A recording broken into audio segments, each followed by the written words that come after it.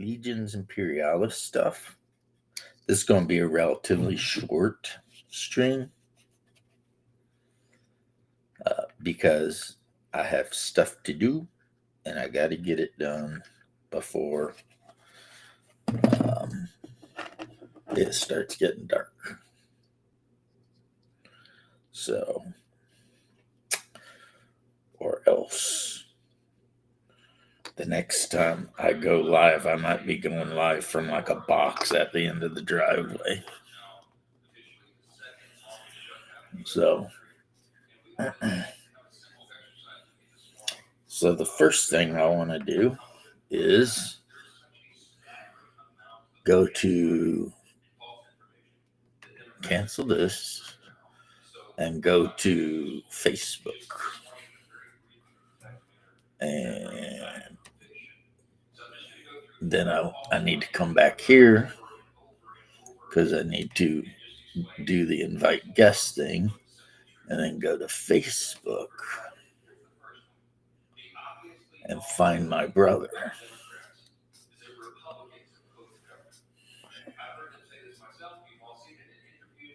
Huh. No, I do not want an authentic East German issued jacket. Thank you, though, Facebook. I do have a authentic World War I Prussian jacket and hat, though, which is kind of cool. Not as cool as like a, straight up black Hugo Boss uniform, but I mean, but those are hard to get. Plus, I would never want to wear it, even if it were just for cosplay or a costume, because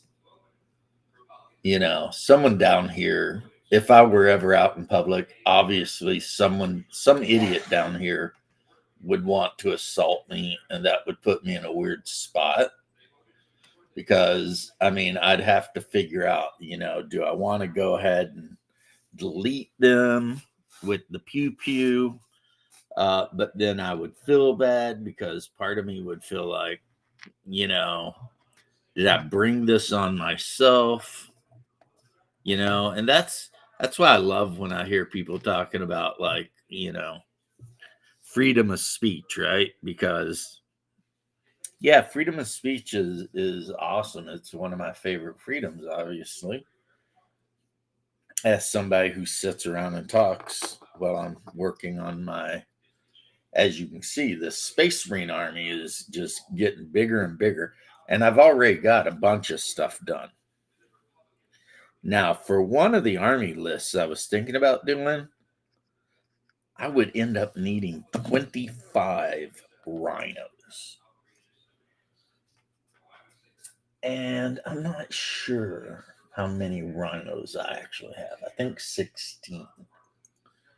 But at the same time, I've got 2 Thunderhawk gunships, right? And each one of those has a transport capacity of 8. So I could definitely, I have a unit of 8 Space Marine assault Marines, right? And I'm kind of wondering, I don't know, I haven't tried it out yet in game, but I'm kind of wondering about mounting the assault Marines in a Thunderhawk gunship, just to get them across the table quick. They already got, jump packs on, so I'm going to have to see, like, if the Thunderhawk isn't, necessarily much faster than they would normally be just jump packing around, then it's not worth it. But at the same time, a pair of Thunderhawk gunships, each loaded with an 8 base squad, so 40 tactical Marines, that could be really good for,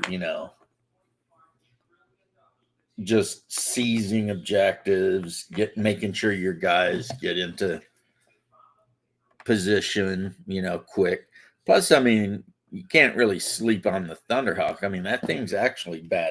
So, you know, it's worth it just having it in the army. I mean, it can absolutely be a tank killer, you know? So,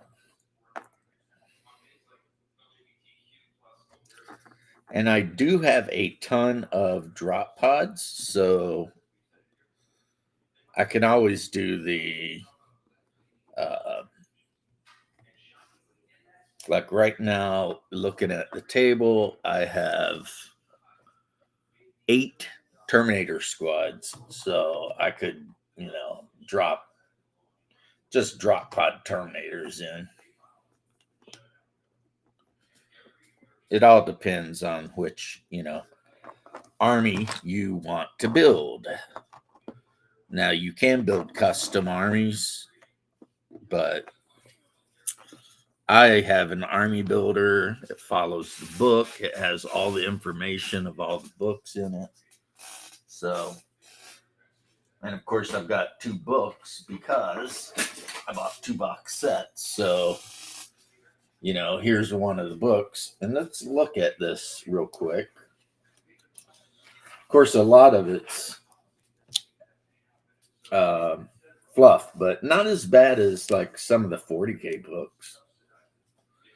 And again, I love the placing orders and then activating, alternate activation because, the whole you go, I go, you go, I go thing is just the worst.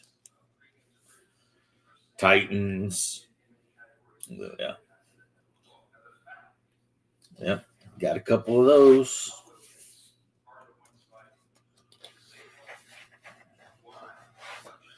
Demolishers can destroy terrain.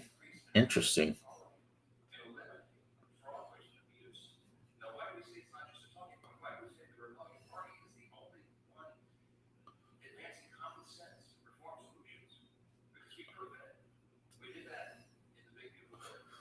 All right. So, doo-doot, doo-doot. I have summoned a wild hoss. A wild hoss has appeared. We're just asleep. What's up, bro? What?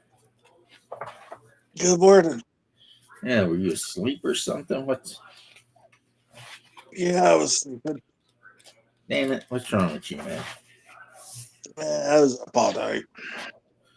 Yeah, well, I'm not taking that as anything anymore. Stomach issues. Yeah, well, The memes, they was screaming. oh well, okay, yeah, that's a so to build a Legions of Astartes Demi company, you need an HQ with a Rhino, 3 tactical squads, or 2 tactical squads and a tactical support squad.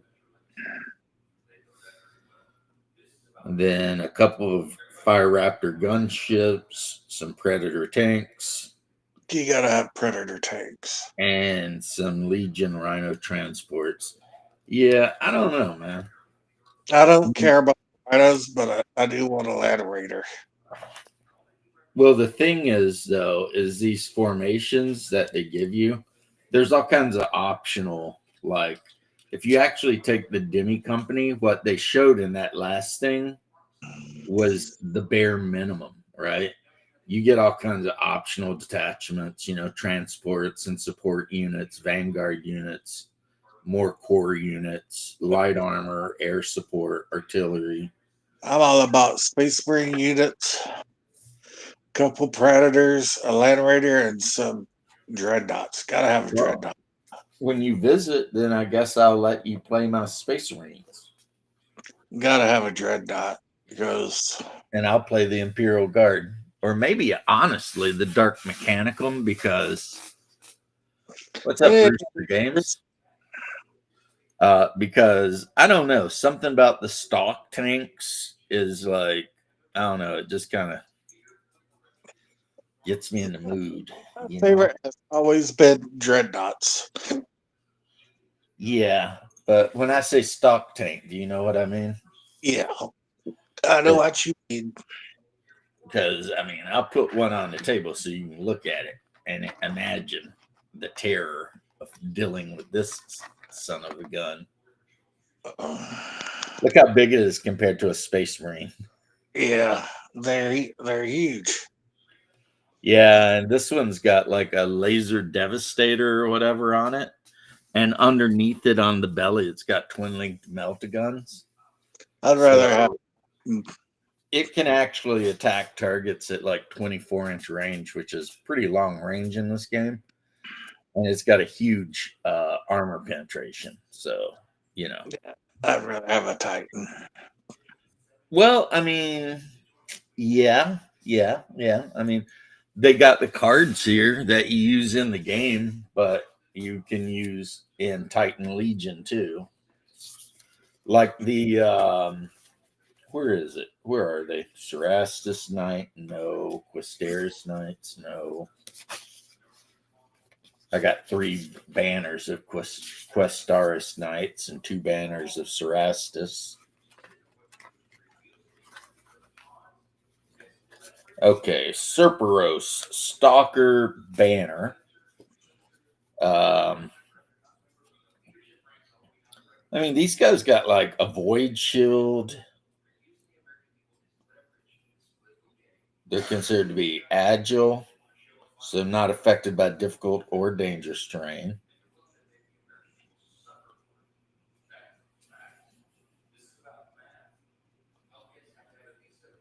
Where is the shield level on this? It's got 3 structure points. And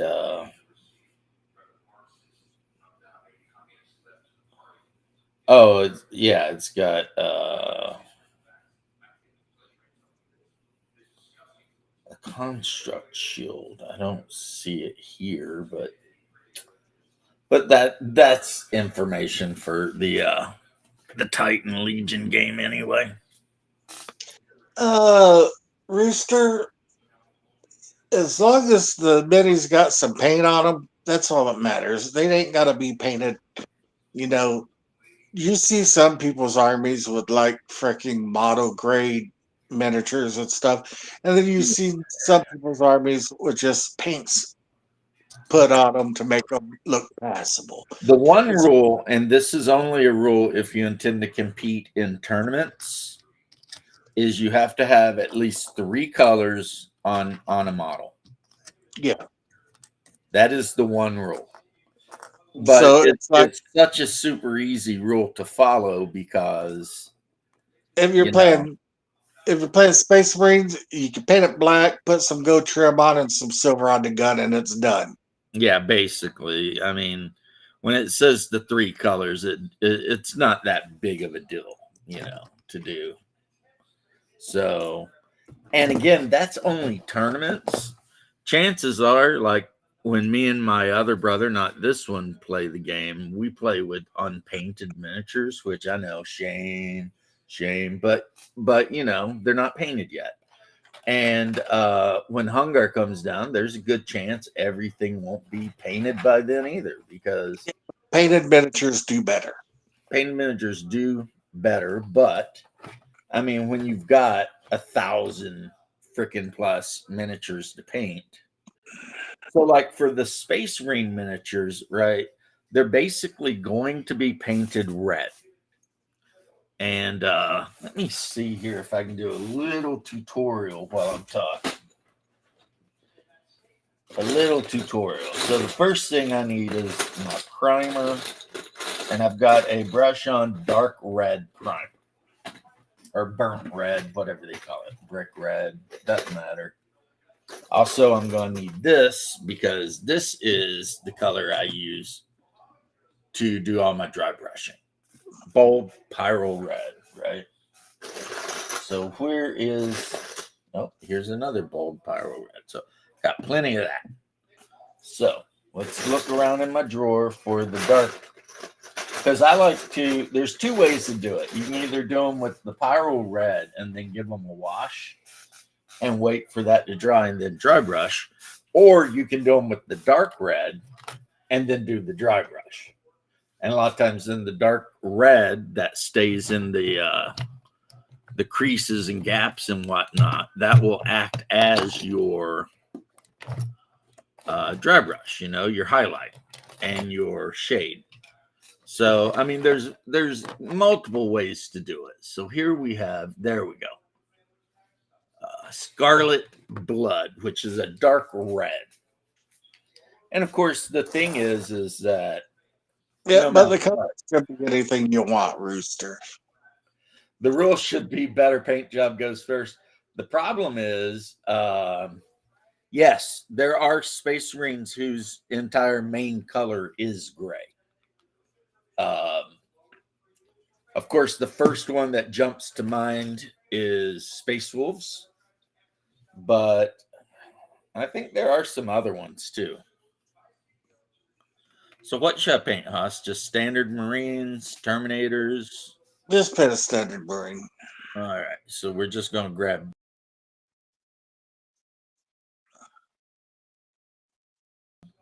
a sand, My phone's going to die. which means 4 of these. Well, then plug a unit. Yeah, it is But plugged. tactical units can be upgraded with more men, more whatever, support elements, etc. Right? If I had a Picasso, I'd find myself a great guitar and play Rooster games. Look it up that much because I kind of a pro level Blood Angel player, and by that I just mean I played Blood Angels a lot. That's all I'm Did saying. you I'm see not what he actually put in trying to chat? brag. It's just I've been playing Blood Angels since the 90s. So, Brother, huh? you, you see his last message? What is it? Gray is my favorite color. I felt so symbolic yesterday that I said, if I had a Oh, Picasso, he's quoting freaking one of our favorite bands, I'd buy myself a gray guitar and play Mr. Mr. Jones. Jones and me walking down the avenue. I love Counting Crows. Counting Crows is one of my favorite bands of all time. Mine too. He's looking at you, man. He's got to be somebody for me. I want to be like I'll be Bob Dylan. Mr. Mr. Jones. Jones wishes he was someone just a little more funky when everybody loves you. Yeah. You don't have to be lonely. No. All right. Yeah. So this is your typical 40K Blood Angel. Now, between 30K and 40K, not a whole lot changes, except that a lot of the Blood Angels in 30K don't actually paint their power packs red. They leave them metal colored. Also, the original color of the Blood Angels, FYI, was gray before they repainted their armor to red when they went from being the Revenants to being the Blood Angels. That's a long story. I don't know if you give a damn about it, but yeah. Yeah. That's a good song. I'll tell you one I really like. And beautiful women, she's looking at you. She's looking at me. Yeah, that is just a great song. And I'll tell you something you probably knew, but when that guy wanted to put an album out, all of the producers and everyone told him no way. That he didn't have the talent, the looks, the whatever. Um, that he needed to give it up. He was just always going to be a backup studio singer, whatever. And then he puts out Counting Crows' first album, And it went like triple platinum. and it just blows up. It has like 4 number 1 hits on it. And then, he follows it up with the second one, which actually has my favorite Counting Crow song on it, Long December. Long December. Dun, dun, dun, dun, I dun. can listen to the Counting Crows albums, like just put them in that plane, just listen to this Well, entire that's album. one thing about Counting Crows is you can just put an album in and let it go because the whole album is good, Like it's not like some album. Okay, like I love the song "I Like the Way You Kiss Me" by Artemis. All right, you see that guy right there? Let me zoom in on him because I love the song. I love the way you kiss me, right? Okay, is it going to zoom in? So you can see I've just painted them up that basic kind of dark red.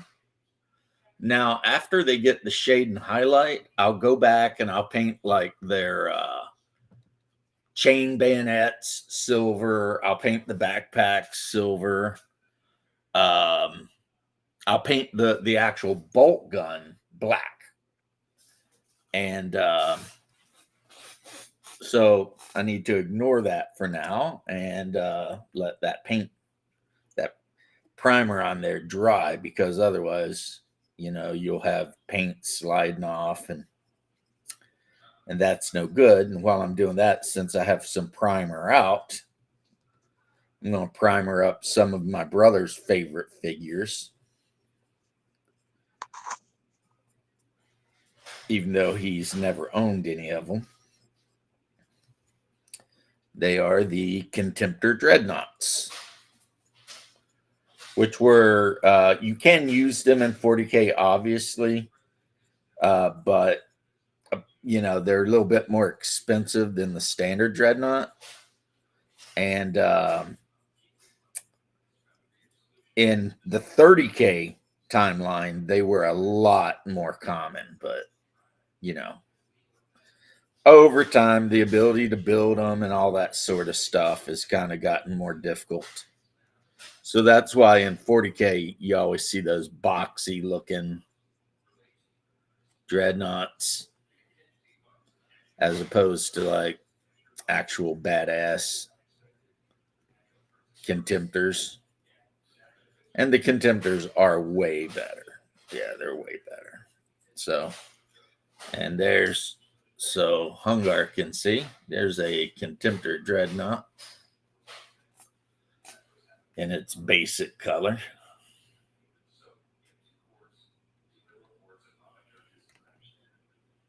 Boom. It looks like Hungar just freaking either his phone went dead or his wonderful Central Tennessee internet is working as intended. See, one thing you do that'll add color to these guys is they're going to have like metallic weapons. And if you were trying to go for a 3-up paint job, there's lots of places you could add gold or black. Because Blood Angels, that's kind of the two colors they use other than red, It's either going to be gold or black. If you're hearing that banging noise, that's my wife out on the back porch. She likes to freeze her bottled water because she's spoiled and only drinks bottled water instead of just water out of the, that's been filtered by a refrigerator that I spent a shit ton of money for. And after she starts drinking it, she just beats the shit out of that bottle, And I don't know if that's like her way of getting out some pent up aggression or what she's doing. I love your phone too, bro. But you got a computer. And then, of course, you've got these guys. These are command squad guys right here. And you can tell your command squad because it's got a big banner. Plus, there's a dude in a cape with, a power sword. And the power sword is going to be, painted like a blue color to represent the fact that it's, a power sword. There's also, and I painted him red, but I need to go back over him. There's a chaplain on that base, or not a chaplain, a apothecary, and they all wear white. The apothecaries all wear white, though they might have like red shoulder pads to denote, chapter symbols and stuff. But they're basically combat medics that are, if you have them in the squad, then they, make it where your troops are a little bit sturdier. Play as a techno barbarian, that would be like, I don't know, 20K? No, not 20K. That'd be like 28K. And I have wondered occasionally why Games Workshop has never put out like a game. I mean, it don't got to be an epic game. It could just be any game, like a skirmish game or whatever, where, you would have like Thunder Warriors and Techno Barbarians and all the various things they describe. But no. Now they did a long time ago put out a miniature for a Techno Warrior, but that miniature's super old and it's way before the scale creep kicked in. So if you put it on the table next to like a normal Marine, it's actually smaller than an Imperial Guardsman. And it shouldn't be, because Thunder Warriors were actually larger than Space Marines. Their problem is they were insane. They had a tendency to just go nuts.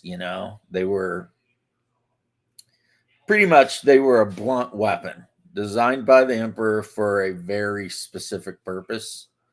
And as soon as he was done with that very specific purpose, they were all massacred by the Custodes and elements of the Dark Angels that were there.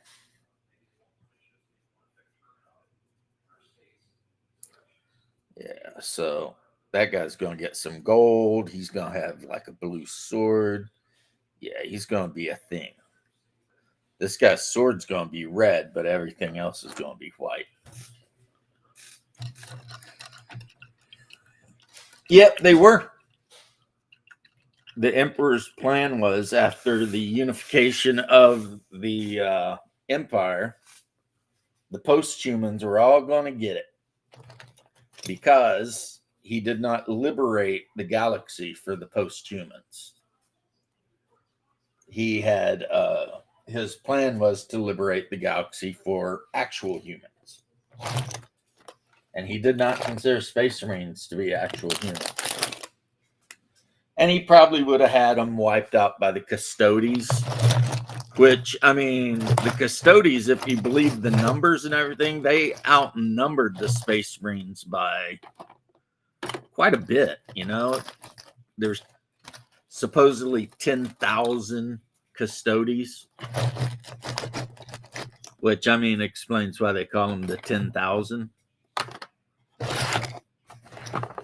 So, yeah, there probably would have been a thing where, the Space Marines got invited somewhere, and when they showed up, the Custodes would have put them all in the ground. And that would have been that.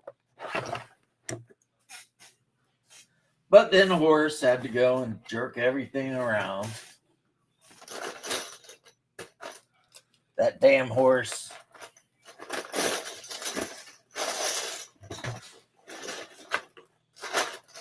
So yeah. Well, I mean, yeah, they were flawed because at least with the let me stutter. The Blood Angels were not flawed because of their creation. They were flawed because of the interference of chaos. You know, the mutations and everything. The Thunder Warriors, they were flawed from the get go. You know, but it didn't matter because they were never supposed to be perfect. They were just supposed to be good enough.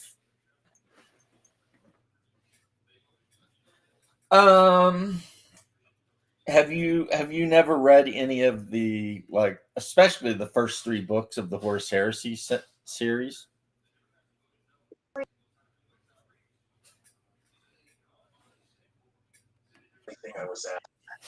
Oh, look at this guy. Yeah, I got my phone plugged in and back up to 30%. Like, what, I don't understand why you're not on your computer, but Because my computer's in the living room. oh, okay. No, Horse never figured any damn thing out. He was a fool from the beginning to the end, right? He didn't know anything, you know. Everything he knew was wrong, and he was just an idiot. That's pretty much what can be said about Horse. He was pretty much an idiot. You know, he believed the lies of chaos, and when they showed him a future where, basically it was 40K, the chaos gods were like, this is what the emperor wants. And it was like, no, that's not what the emperor wants. It's what will happen if you rebel. So basically they showed Horus this horrible future, but the idiot didn't understand that the future is the future that he would bring about. So of course he did what he did, It was the hubris of Horus. Yep, that was Horus's thing: pride and hubris. Well, actually, just hubris. Pride was Fulgrim. Yep. I mean, each of the Primarchs that betrayed the Emperor kind of represent, you know, a, a vice, like a deadly sin. So, like Angron is wrath, Yeah. and Fulgrim is pride, and then Nurgle is like gluttony. Couldn't Fulgrim also be lust? No. Oh, Fulgrim, yeah, yeah. Fulgrim could be lust.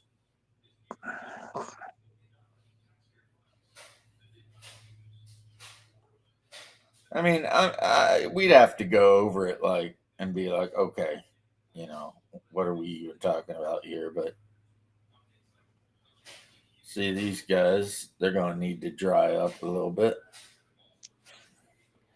So I only have like, hundreds of these guys to do like this.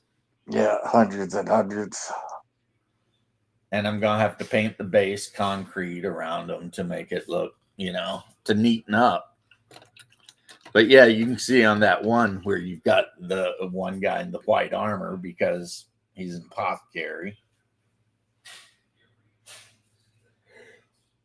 And then if I want to get crazy with the flag, I can do something.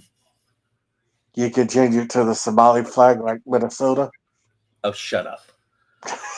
Angron, yeah, Angron's story was sad, but the thing is, and you see this online a lot, people attacking like the emperor and his choices. But the thing that you have to realize is the emperor was 100% prescient. So everything he did, he knew the outcome. You know what I mean? It wasn't like he was going to get surprised by some shit.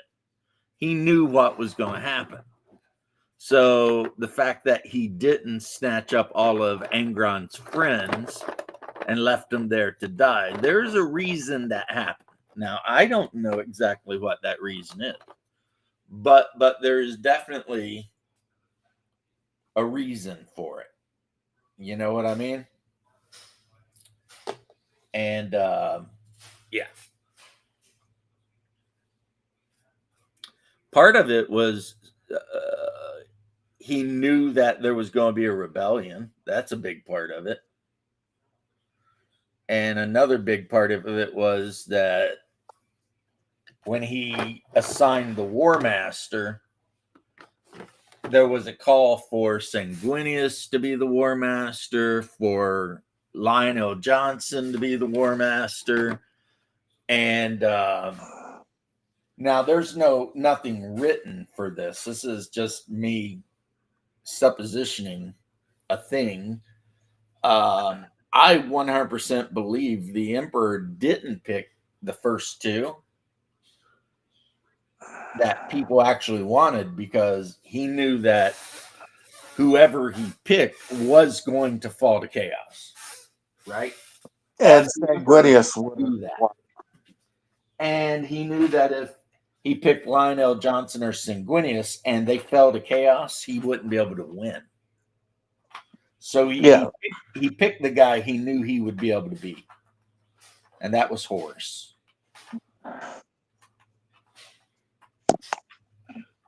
But yeah.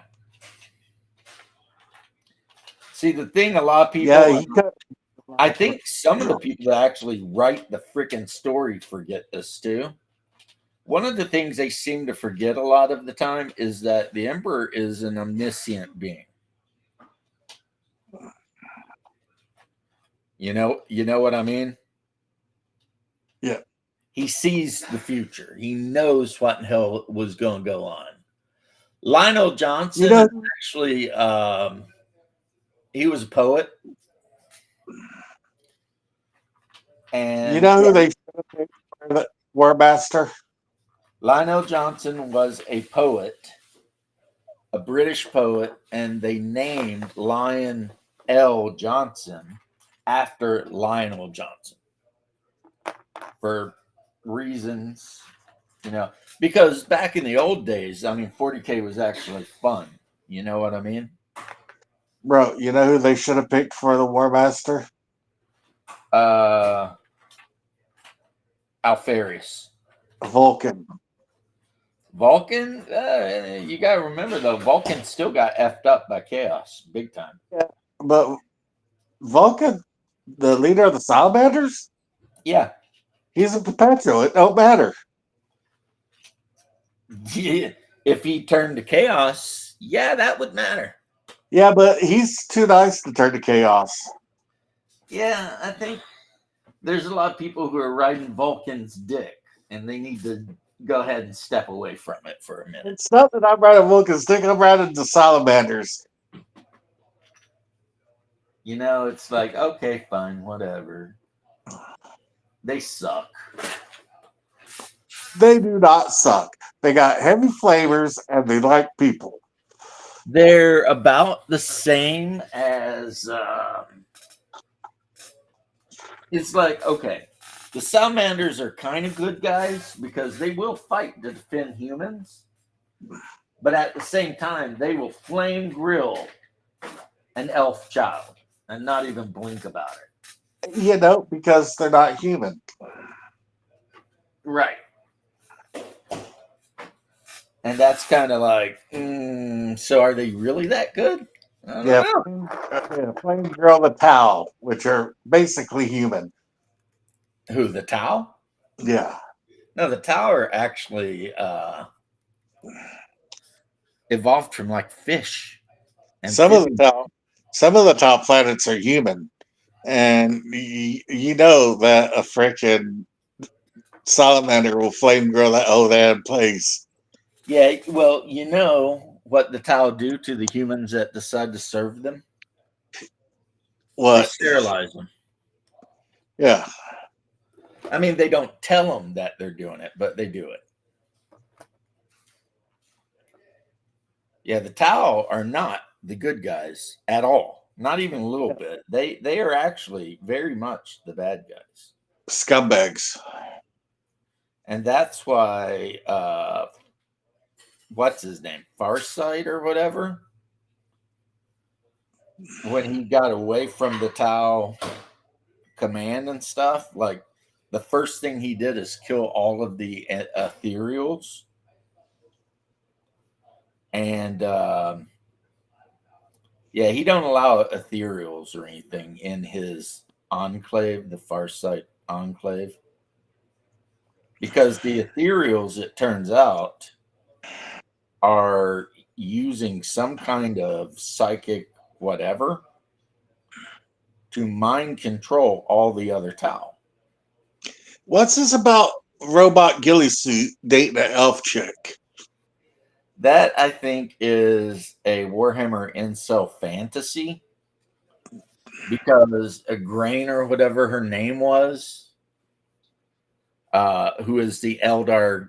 Well, she represents the Eldar goddess of death. Was directly, part of saving Rogel Dorn from his stasis bullshit. So, there's a lot. You know how like these artarts like to ship everything. Yeah.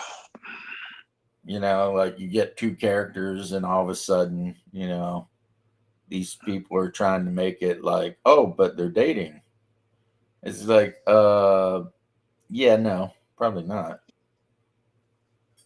I mean, and not only would it be weird because of a Space Marine Primarch dating an Eldar, it would be weird of an Eldar dating a human at all. Yeah. Since they don't even consider us like, worth air or anything. Yeah. So We're just Maquis. yeah, we're the Monkey. So it's like, no, that's probably not going to be a thing that could ever happen. But people, man, people are sick. Not necessarily about the Gilliman thing, but with all the shipping things they do. Yeah. Like I remember when those idiots were trying to ship Dean and Sam. That's just twistedly twisted. Yeah, and it's like, you are aware they're brothers, right? I mean, you're literally trying to ship brothers. Shock the monkeys. Shock And the monkeys.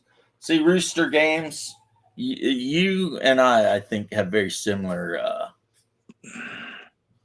attitudes about things because I love to like slip in lyrics from old songs all the time myself. I am a fan of that. Had a guy on the channel last night from the great Commonwealth of Kentucky. He was near Corbin.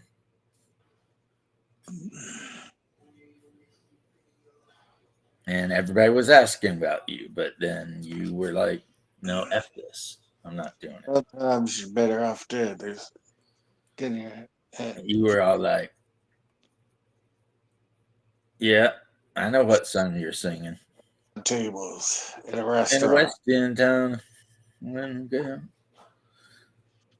East Western girls and East End boys. And Western town, we're dead end. Eastern girls and Western We are boys. the same age. There you go. Dun Western. dun dun dun dun dun dun dun dun dun. Yeah, we know Oh, George. we- Was George. Huh? Rooster is George. George. Oh, George on Rooster Game. That's how you doing, Rooster? But anyway, yeah. Back to the horse heresy thing we were talking about. Horse is basically just a big fool. I think Logar would be pride. No, maybe,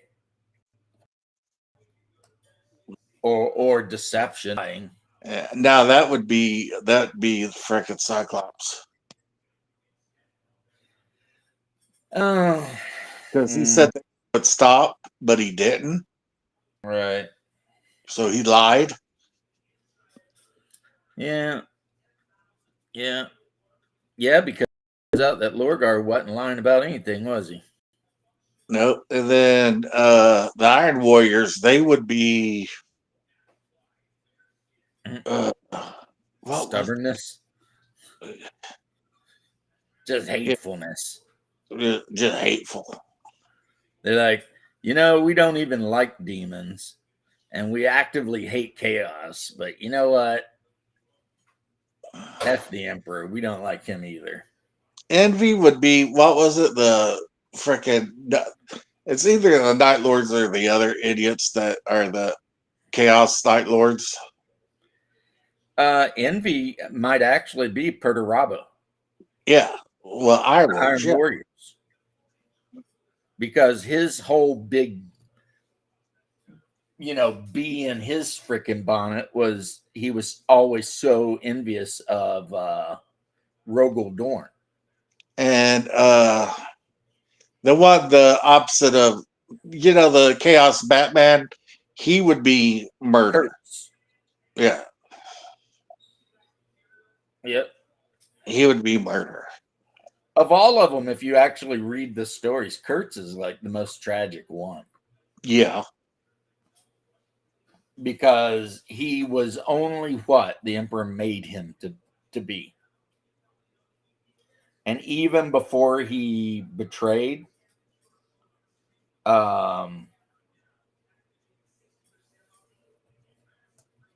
he was treated like shit by all the other legions and everything because of his tactics, right?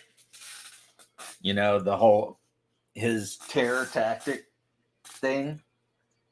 But the problem is that is what the Emperor made him to be. So basically, yeah, he was made to be this evil Batman type figure, what the hell ever. And then all the other legions were like, yeah, that guy is an asshole. We don't like him. And it's like, that is not cool, You guys need to chill out. That's what I'm saying. But plus the other problem was like Sanguinius, Kurtz had prescience. He could see the future. Yeah. Not like all the time, but he had visions of the future. And he saw a vision of the future where the Emperor would have him killed. And that did throw kind of a wrench in their relationship. You know what I mean? Yeah. So he basically supposedly let himself be murdered by the Calexis assassin to prove a point, And that point was supposedly that the Emperor isn't as good as he claims to be. Because, So, I mean, but then again, all of this is from very unreliable narrators. So even when you read the books and everything, you can't actually ever know if any of the stuff you're reading is true. Yeah. I mean, by the 40th millennia or the 42nd or whenever they are, right? The reason I say it that way is because most of the people in the Imperium have no idea. Horvax never went traitor. So, I mean, there is that. But most of the people in the Imperium have not a freaking clue what the actual date is. Do you think that every once in a while the emperor stands up and stretches and then looks at his custodians and laughs and says that nobody's ever going to believe you, even if you tell? No, you know why? Why? They'd never tell. So that kind of invalidates your whole joke. You know what? You need to suck on some helium and lighten up. Maybe, but you know I'm right. The 10,000 would never, have never, I don't even think can possibly ever betray the emperor. Yeah. They are, a custodian is to a space marine like what a space marine would be to an average human. And no, according to God, the Space King, there are no female, none of that shit. No. They're not loyal. Yeah, I kind of quit reading a lot of those books just because I was like, I don't know, I got burned out. You know what I mean? There's a few of them I highly would recommend to anyone to read, but a lot of them I'm just like, yeah, whatever. I don't even care, you know. One of them I would recommend to anyone is,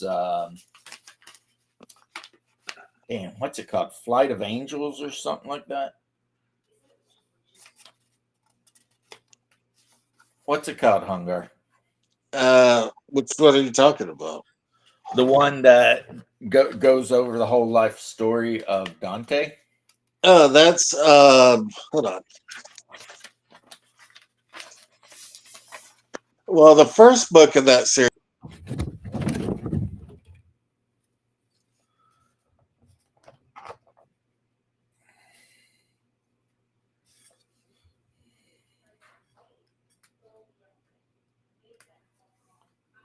Okay. He must be looking it up or something. Dun, dun, dun, dun, dun. Dun, dun, dun. Now I got the song in my head, George. Thanks an awful lot.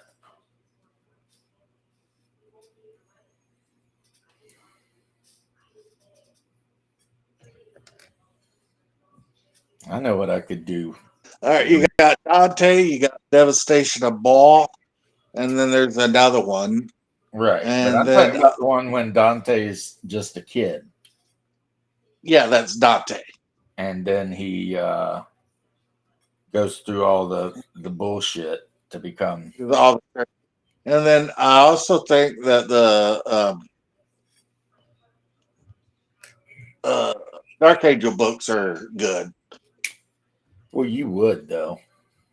Yeah, but you think they're pretty decent too. Yeah. Well, And Legion is really good Legion. because yeah, it's still about the Alpha Marines. You learn a lot more about John Grammaticus and stuff in that book. Oh, and the alien, the group of Yeah, aliens that are trying to. the Cabal. Yeah, you know what I say about all that. They can kick rocks. The Emperor says that aliens must be destroyed. Yeah, but it's still good for backstories and stuff about the heresy. So I'm going with that. Destroy the alien. Uh, if you want to get outside of the Horus Heresy books for some good 40K book, Hell's Reach. Yeah, Hell's Reach is really good, but you don't got to read that. You can just watch it on YouTube now, you know. Yeah, our movie. I love how it starts too, Yeah, with the commissar standing there and he's like, Armageddon, I will die on this planet. It's just like, damn, dude, okay. All right. It's going to be like that then, huh? I was hoping it wouldn't, but yeah. Corvus Corvax. He is the leader of the Raven Guard, and supposedly a giant mutated demon thing in the warp running around hunting the other demons. Because apparently, all the time he spent in the warp has caused him to mutate a bit. Just a bit, though. I'm gonna go have breakfast, brother. Geesh, man. I've got some sourdough bread I want to toast up and throw some butter on. Yeah, that does sound good. Yeah, and it's like bakery sourdough bread, not that freaking mass produced sourdough bread. Yeah. I love sourdough bread. Geesh. Might have a little salami and some cheese with it. Yeah. You know what else you could have with it? But These nuts. I said Hank this freaking thing on Instagram last night. It was this kid crying, his dad laughing, and it's like knock knock, cause like you're there, like these, cause like these who, like these nuts, and the dad's dropping like a set of fucking bull nuts on around his kid's neck from butchering a cow. And the kid's just screaming with the pair of nuts hanging from his shoulders. That kid just don't know anything about good times. Ah! And the dude's just like laughing with a big knife in his head. Yeah. Oh man. Ah, good times. I feel bad for me. I feel bad for Vegas because you know what? He's a piece of Leaving shit. Russ, leaving Russ is a dick. Yeah. But so was Magus. Yeah, He had one job. the space furries are just like assholes. Yep. I don't know if you know this or not, but according to some people, cat girls are canon in 40K. Well, yeah, pleasure planets. Apparently, they have a whole Imperial Guard regiment. Okay. Say you are high up in the Imperial Army, like a general or some shit, and you get to go to a pleasure planet, and you can go to a pleasure planet with a bunch of sexy ass cat girls. You're not going? No, because that to me is damn near bestiality. But yeah, Yeah, but the but you're official looking at name of them in the wiki is Philinids. yeah, yeah, I've seen that. But you're looking at it as a modern day human and not a weirdo who lives in a 40K universe. Yeah, the thing though is the 40K universe is even more conservative than modern day, Some areas are. so they're not going to have that. And if they do, I would. They do have Skaven actually, but they never will admit it. So good luck with that. But Skaven do exist. They have existed since Rogue Trader. But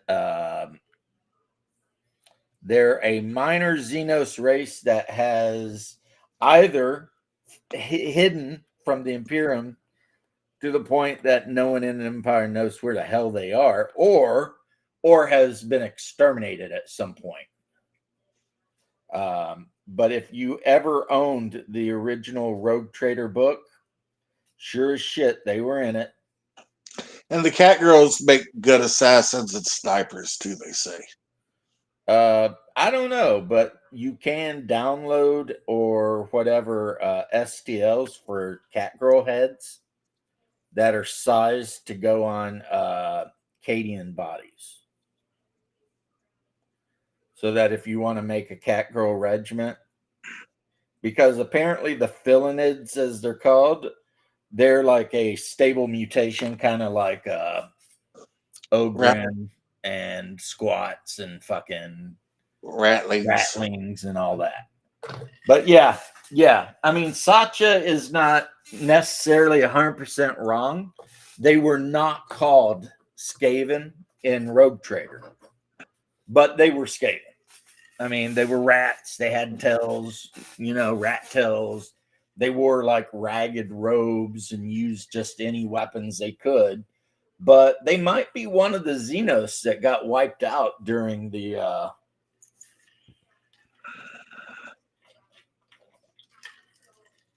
Reconquista. There were a number of Xenos that did, in fact, get completely wiped the hell out. All right. Well, I'll see you later, brother. Yeah. Love you. You too. Like, actually, this one I don't know. We could really seriously debate this one. The mega arachnids on the world murder. Did they get completely wiped out? I mean, I have a feeling that the answer to that is yes. They got wiped the fuck out, right? Because I know by the time that Sanguinius showed up and, uh, you know, his brother Fulgrim was there and all that shit, that people were pretty pissed off about that whole situation, right? But it doesn't actually ever say whether they wiped them out or not. And while they're in the middle of wiping them out, that's when the Interacts show up. And instead of keeping on, they kind of go deal with the Interacts, which, as we all know, ends absolutely terribly. Just absolutely the worst possible because of Erebus and Lorgar being, jerks. So, yeah. Now, if you ever just wanted to play Skaven in a 40K game, my suggestion would be use one-page rules and just buy a bunch of space rats from Mantic. What's up, Bear? Hey, how you doing? Pretty good. I saw you this morning. Oh yeah, you didn't say hi. For like 10 minutes. Oh, you showed up late, or you showed up early, or what? I showed up really late. Oh, okay. It might have even been 5 minutes. I showed up and you were already doing well, I guess it's time to wrap this up. I was like, now I know how it feels. Sorry, now you know how it feels? What do you mean? Because there's been a number of times you showed up. Right yeah. For sure. George says, okay, we got to stop talking 30K now. Okay. Talk whatever the fuck you want to talk about. Jesus Christ. I know I can. I'm an adult. I do what the fuck I want, except I actually have to pay my taxes and go to work. See, that's what Hungar says. I do what I want. Yes, I know. And you just missed him. I know. I saw. As I was hooking up my headset, I saw him go, okay, brother, I'm going to go. And I'm like, fuck. Yeah, he was online for, I don't know, every bit of maybe 20 minutes. But, yeah. He having a rough time these days? Is that what's going on? No, he is just, okay, maybe he is. I don't know. He hasn't told me. But what I do know is that he's constantly like being. Just going to mute you. I'm just going to mute myself. Okay. I got to go because I'm hungry. You know what I mean? So maybe he's just a hungry boy. Which is understandable, right? We all get hungry. See, me, I don't want to humble brag too much, but I got up this morning. My wife made me breakfast. Now, I'm supposed to be in there cleaning the floors. That's what's supposed to be happening. And because of that, this stream's only going to go for 2 hours, and then I am immediately going to go do floors. But yesterday was kind of cool. the wife took me out. We went to a Japanese restaurant. I got the scallop and steak lunch with extra veggies, no carbs. It is in the name. It's in the name, and of course, if you look at the image, it's the God Emperor. But one thing I think most of you know by now about me, and this could be just because it's a Kentucky thing, is I can literally talk about anything, you know? So while I do enjoy the fact that we had time and we bullshitted around about, 40K and space rats and whatever, I would not at all be offended if we talked about any other thing. But I will say this, and this is only tangentially 40K related or 30K related, honestly. Mantic has a really good line of space rats. Could I talk about Harry Potter? I could, because I have 2 daughters, George. And when you have 2 daughters that are of an age, then guess what you get to watch when you're young?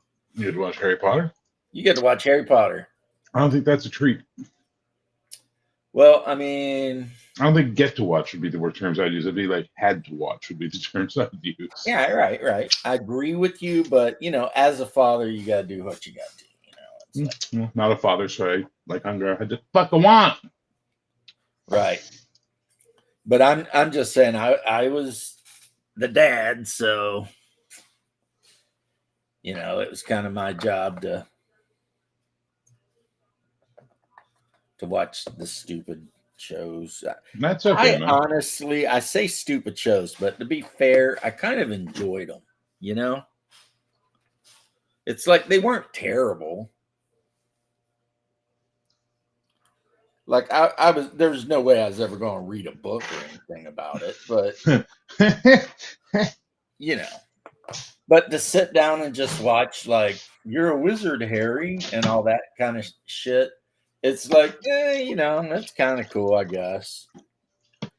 Like, you got to remember, though, how long has that been? Like 20 years? Yeah, easily 25. Right. So the first time, even as an adult, 25 years ago, which means I would have been 30 something, that I saw, Hogwarts and all the portraits that, were alive. And the movies? Yeah, the movies were like 20 years ago, yeah. right.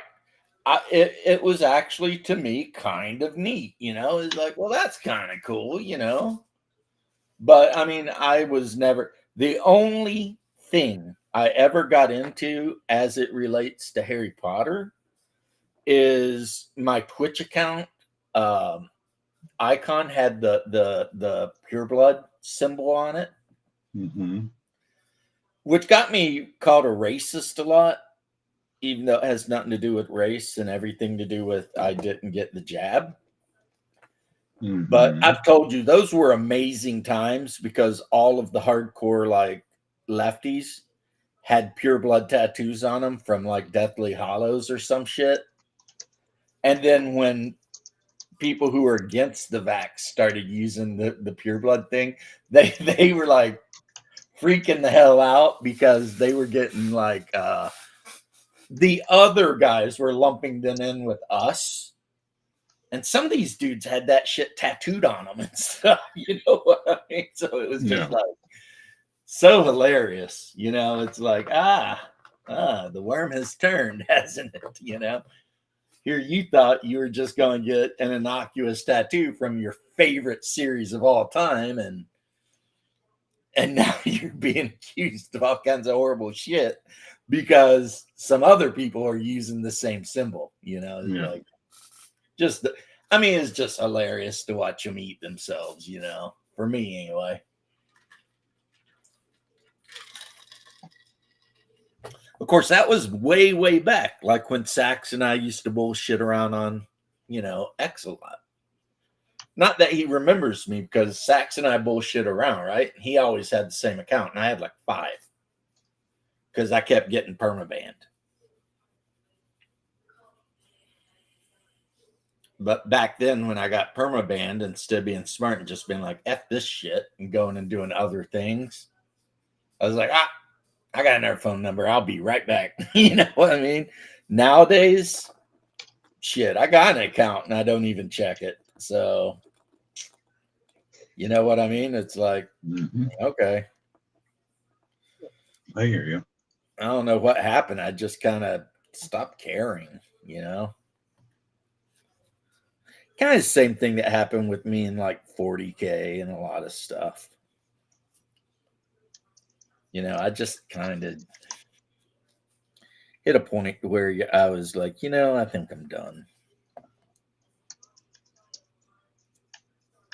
with this. So, game related thing, I pitched the idea of the Mad Max meets Walking Dead game to great reception. Okay. Like everybody was like, what? And I was like, yeah, you know, it's like Mad Max Road Warrior, except also there's Walking Dead. And people were like, and what do we play? And I was like, well, you can be a human or a mutant. And they're like, okay, and what are the rules like? And I said, BX D&D. And they're like, oh yeah, that sounds good. You know, like, okay, maybe, you know. Nice. I told them I'd just randomly generate characters for them, and whenever I'm ready to run it, I'll let them know. That makes sense. Right, you know. Well, I mean, you know, one thing about the BX clones, like Stars Without Number, Ashes Without, it's easy to make characters, you know. Yeah, just the, you know, I don't subscribe to the that engine can do every game school. Yeah, I get it. But I mean, it looks pretty good. I mean, there's no classes or anything. And it uses a like, instead of a class, it has like an edge system. So basically, you get to choose a couple of edges and a couple of edges and a focus, and that kind of determines what your character can do right off the bat. You know what I mean? So if you want to have a lot of hit points right off the bat, you pick like hard to kill. If you want to be a really good fighter, you pick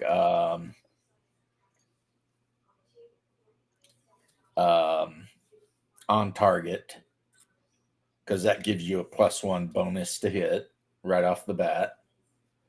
And then by doing that, you can make a character that's kind of, you know, a fighter basically. Fair.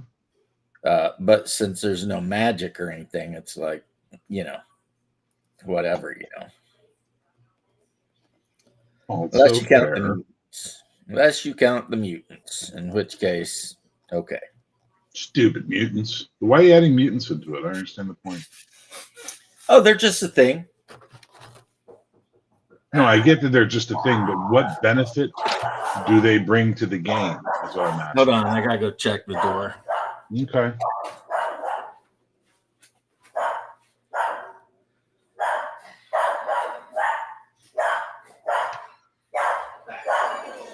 Hello, are you here for this guy? I am. Oh, I'm sorry. I must have missed it, but it's still good. Would you like some cookies? I baked chocolate. Sure. I figured when you didn't answer, I'm like, I better show up because I'm booked till the middle of December right now. So if I told people, if you guys cancel, I'll see you next year. All right. How's it been? Busy. I think the main reason I added the mutants is they go along with the mutants and the zombies both go along with why entropy no longer functions the way it should. No, sounds like zombies with extra steps to me, but you do you. Well, okay. The mutants, they're player characters. And they can. I hear what you're saying. I'm just not seeing the benefit of also having mutants on top of zombies already. Like I think zombies and apocalypse is more than enough for me.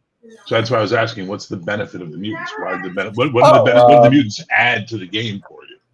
What do the mutants add to the game for me? I would say the number one thing the mutants add to the game is the fact that if the players want, they can play a mutant. Yeah, again, I don't see that as a benefit. I just see that as everybody's going to play a fucking mutant, and they're going to want superpowers. To play a mutant. Then they're with me on this one. They don't see the added bonus. Well, the problem too is in this game, if you're a mutant, you have to have a stigma. A what? Stigma. My hands have to bleed? No, that's stigmata. What is a stigma? Well, it's what you think it is. It's like mutants always have something about them that easily would let people who look at them know they're mutants. Mm-hmm. And that's their stigma. Like one of the mutants I randomly rolled up, his stigma is his entire torso looks like chrome. It isn't, but it looks like it. Okay. Well, in certain areas, I mean, if people find out you're a mutant, I mean, they're going to kill you. That's just what it is, right? I'm just not feeling it. Sorry, it's just a me thing. Get like horrible stigmas too. I mean, some of the stigmas you can get are just like, oh my god, why? Hey, Shadow's here. Put up the link, man. Okay. Yeah, I'm just not seeing it, James. It's not. I'm not trying to shit on your parade. I think you sound like your players gonna have a good time. I just don't see the benefit. I like that. No, that's fine. But I told you that if I did an apocalypse game, I was going to like kitchen sink the shit out of it. No, and that's a fair thing to do. I'm just saying, in my opinion, again, just my opinion. Yeah, you're welcome to all your zombies plus Mad Max is all I need. That's forever storytelling. You know what I mean? Right. Adding in mutants is just like, well, fuck, play Gamma World. You know, like Jesus. Well, it pretty much kind of is. Then I want to play one of the Knights of Genetic Purity. You pretty much could.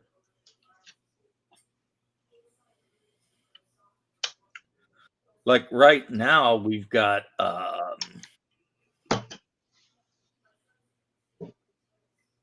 the different character types. One of them's a raider, or because it's about backgrounds. So we've got one guy whose character is a raider. We've got a warrior. We've got, and the game itself takes place, 100 or so years after the bomb. Right. But then that means that none of the players actually remember much because anything they might have, anything they know about, they heard from like either an old senile person or their parents who heard it from their parents who heard it from their parents. So, Nothing wrong with that. I'm actually going to use my Gamma World 2nd edition world map. That saves me the whole problem of having to come up with a, map of an irradiated North America. Just use the Gamma World map. And I'll probably use a lot of the Gamma World monsters as well. So, yeah. So, actually, it won't be Mad Max with zombies as much as it'll be after the bomb or whatever, with all kinds of mutant animals and shit running around. But all the players are going to be humans. And the whole point of it is to, gather up enough scrap and shit to, keep your cars running and maybe build an enclave somewhere safe and, build a town. Cool. Raid cities for parts and stuff, I would highly recommend using Cyberpunk 2020 because of how lethal the combat system is. Yeah. Well, this combat system's lethal. I don't know if you looked at it, but like your average character has 1d6 hit points at first level. What game is this? Ashes Without Number. Oh, and then like a rifle does like 1d12 plus 1. So yeah, that is one thing about all of the Without Number games is that dude's not joking. That shit will kill you. Yeah, no, his stuff was good and all that, but it's just I'm so tired of the Without Number bullshit. And I'm also tired of this guy getting $500,000 every Kickstarter he puts out where I got a fucking fight to sell 50 books. You know what I mean? Like, Jesus Christ. He does great work, I get it, but for fuck's sake. Yeah. Like, the OSR crowd is the greatest heartbreak of support in the entirety of role-playing publishing, You put out something new and interesting and original that's got, something that's different. It might be something fun. And if you're lucky, you'll get enough money to publish. You probably won't. You'll probably want to pay out of pocket and to finish the project because you never guesstimate enough money on a Kickstarter to make your product final, really. And then some OSR guy comes along, puts up another fucking BX clone, makes 10 times the money they need. And you're just like, why do I bother? Why do I fucking bother? I love the game, man. I'm gonna make capes without number. That's what I'm gonna make. Masks without number. Well, I mean, it is something he hasn't done, so. Yeah, but then he'll do it, and everyone will flock to him. So fuck it. I hate that publishing has become a popularity contest in our hobby. That's what I hate. Well, when it comes to that particular guy, I think the reason he gets no one knows shit about him. Is because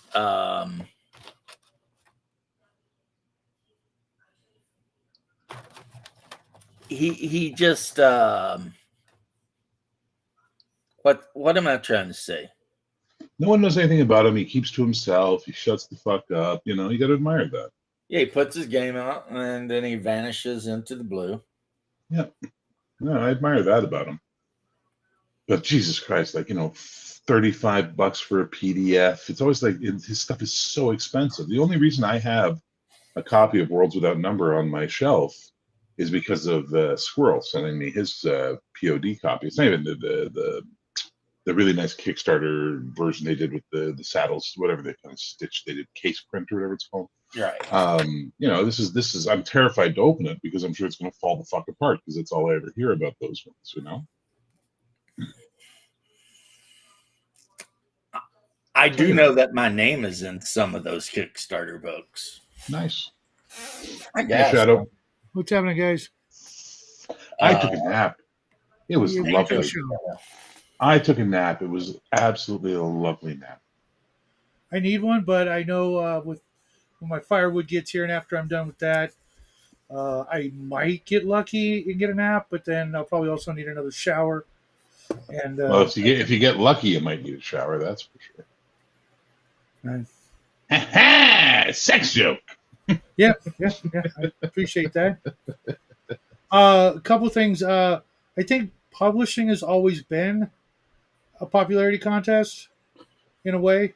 It is and it isn't, right? Like that's publishing, but in role-playing games, a lot of the time, it was a marketplace of ideas. At least it was right around the D20 revolution, right?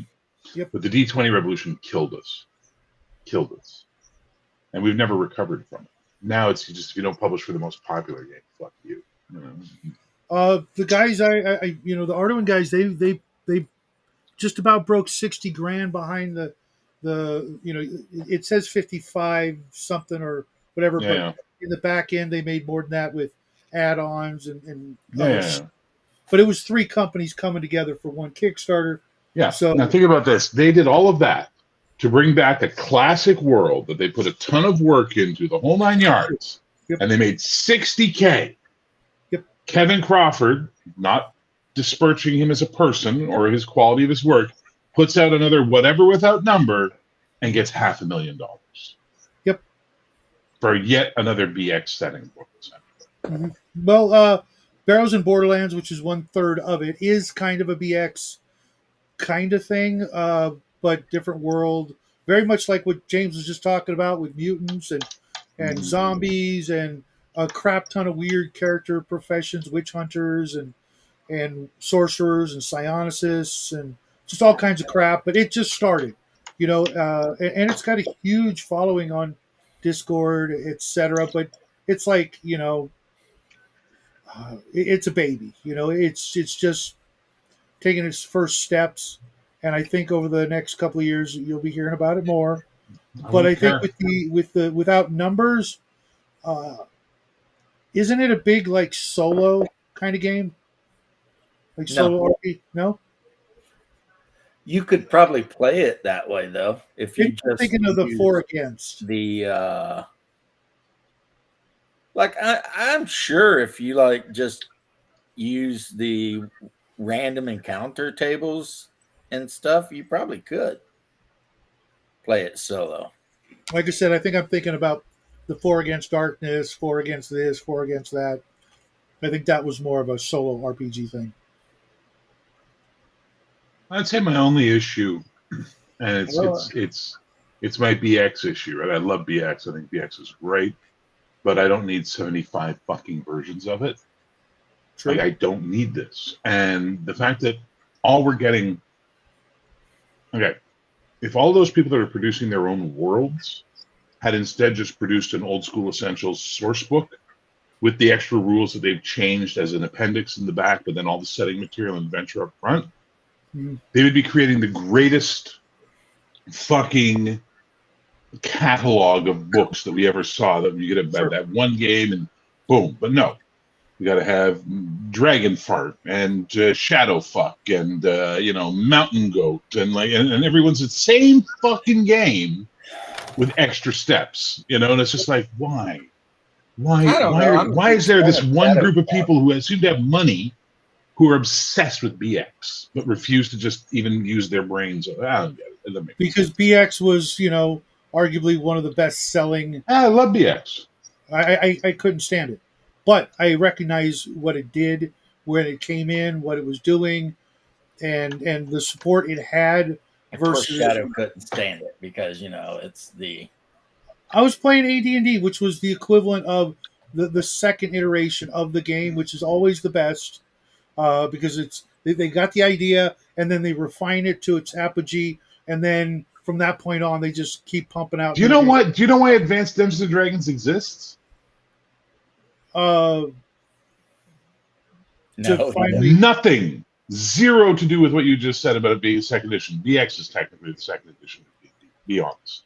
Yeah. No, you had White Box. Because Gary was trying to fuck Dave Arneson out of money on anything called Dungeons and Dragons, but Advanced Dungeons and Dragons, as far as he was concerned, was a different product. It's the only reason he made it. And he got fucked over the very same way, I think. Yeah. Eventually, in a lawsuit, he lost, and they had to pay Dave money. But the point is that's why AD&D existed. BX did the same thing he did to Dave. BX. What do you mean? BX came out after AD&D, and it was to permanently push Gary out of the business. No, it wasn't. And what do you mean? BX is written by Gary Gygax. No, it isn't. It's written by That's where you're wrong. Look at your book. Mulvey and Cook, or am I thinking? Mulvey and Cook, yeah.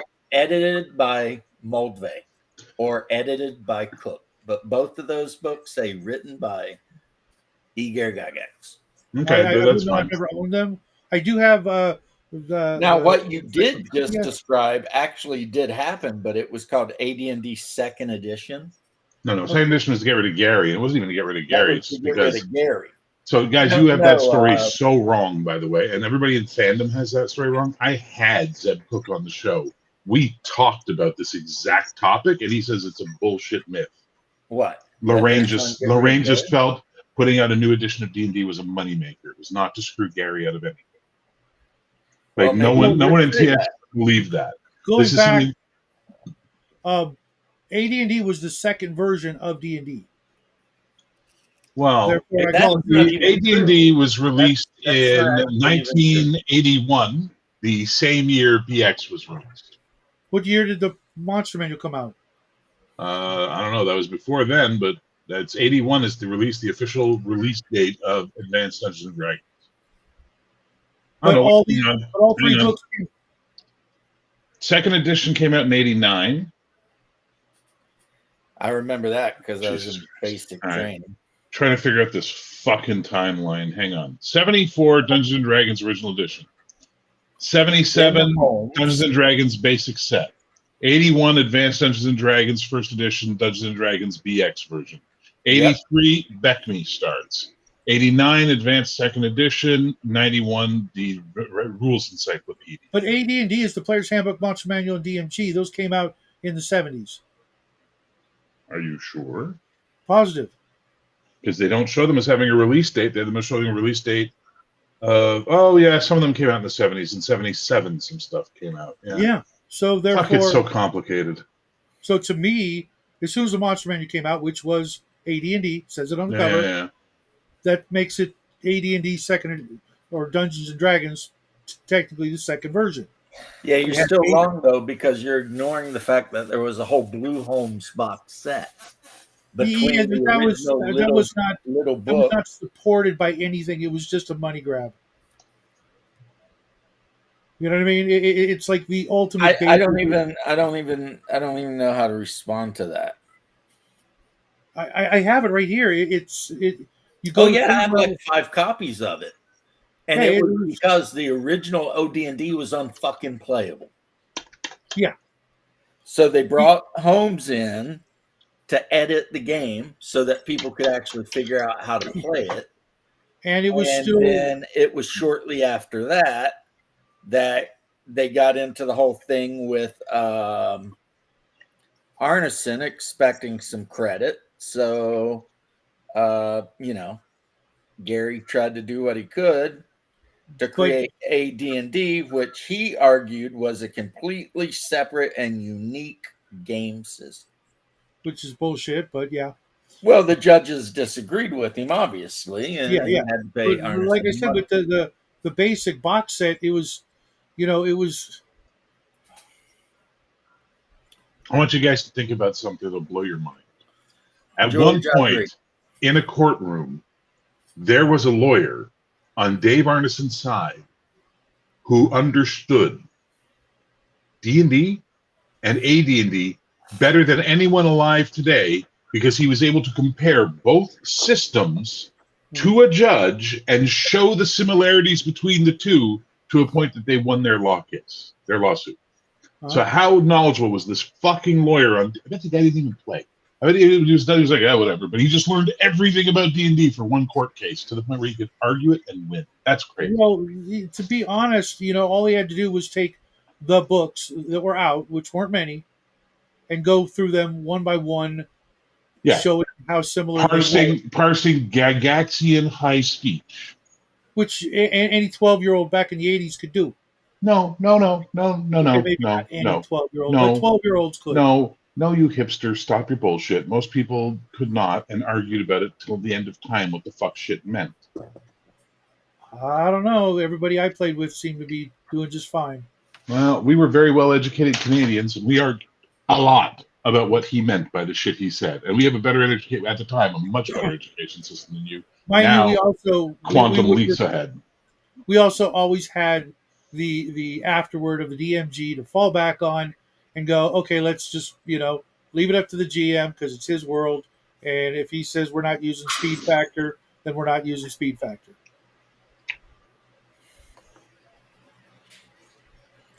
And mind you, a 14-year-old kid taught me that And from that moment on, I'm like, oh shit, I can just do whatever the fuck I want as long as I tell people beforehand. We're not using weapon versus armor table. Don't worry about it. Yep. It's actually one of the few things I liked. I liked it, but I never had the wheel. The that you could factor it all in and do the thing real quick. If I had I had that, thought that was what? weird. Yeah, but it made things really easy since we didn't have computers that could do it. That could do it fast.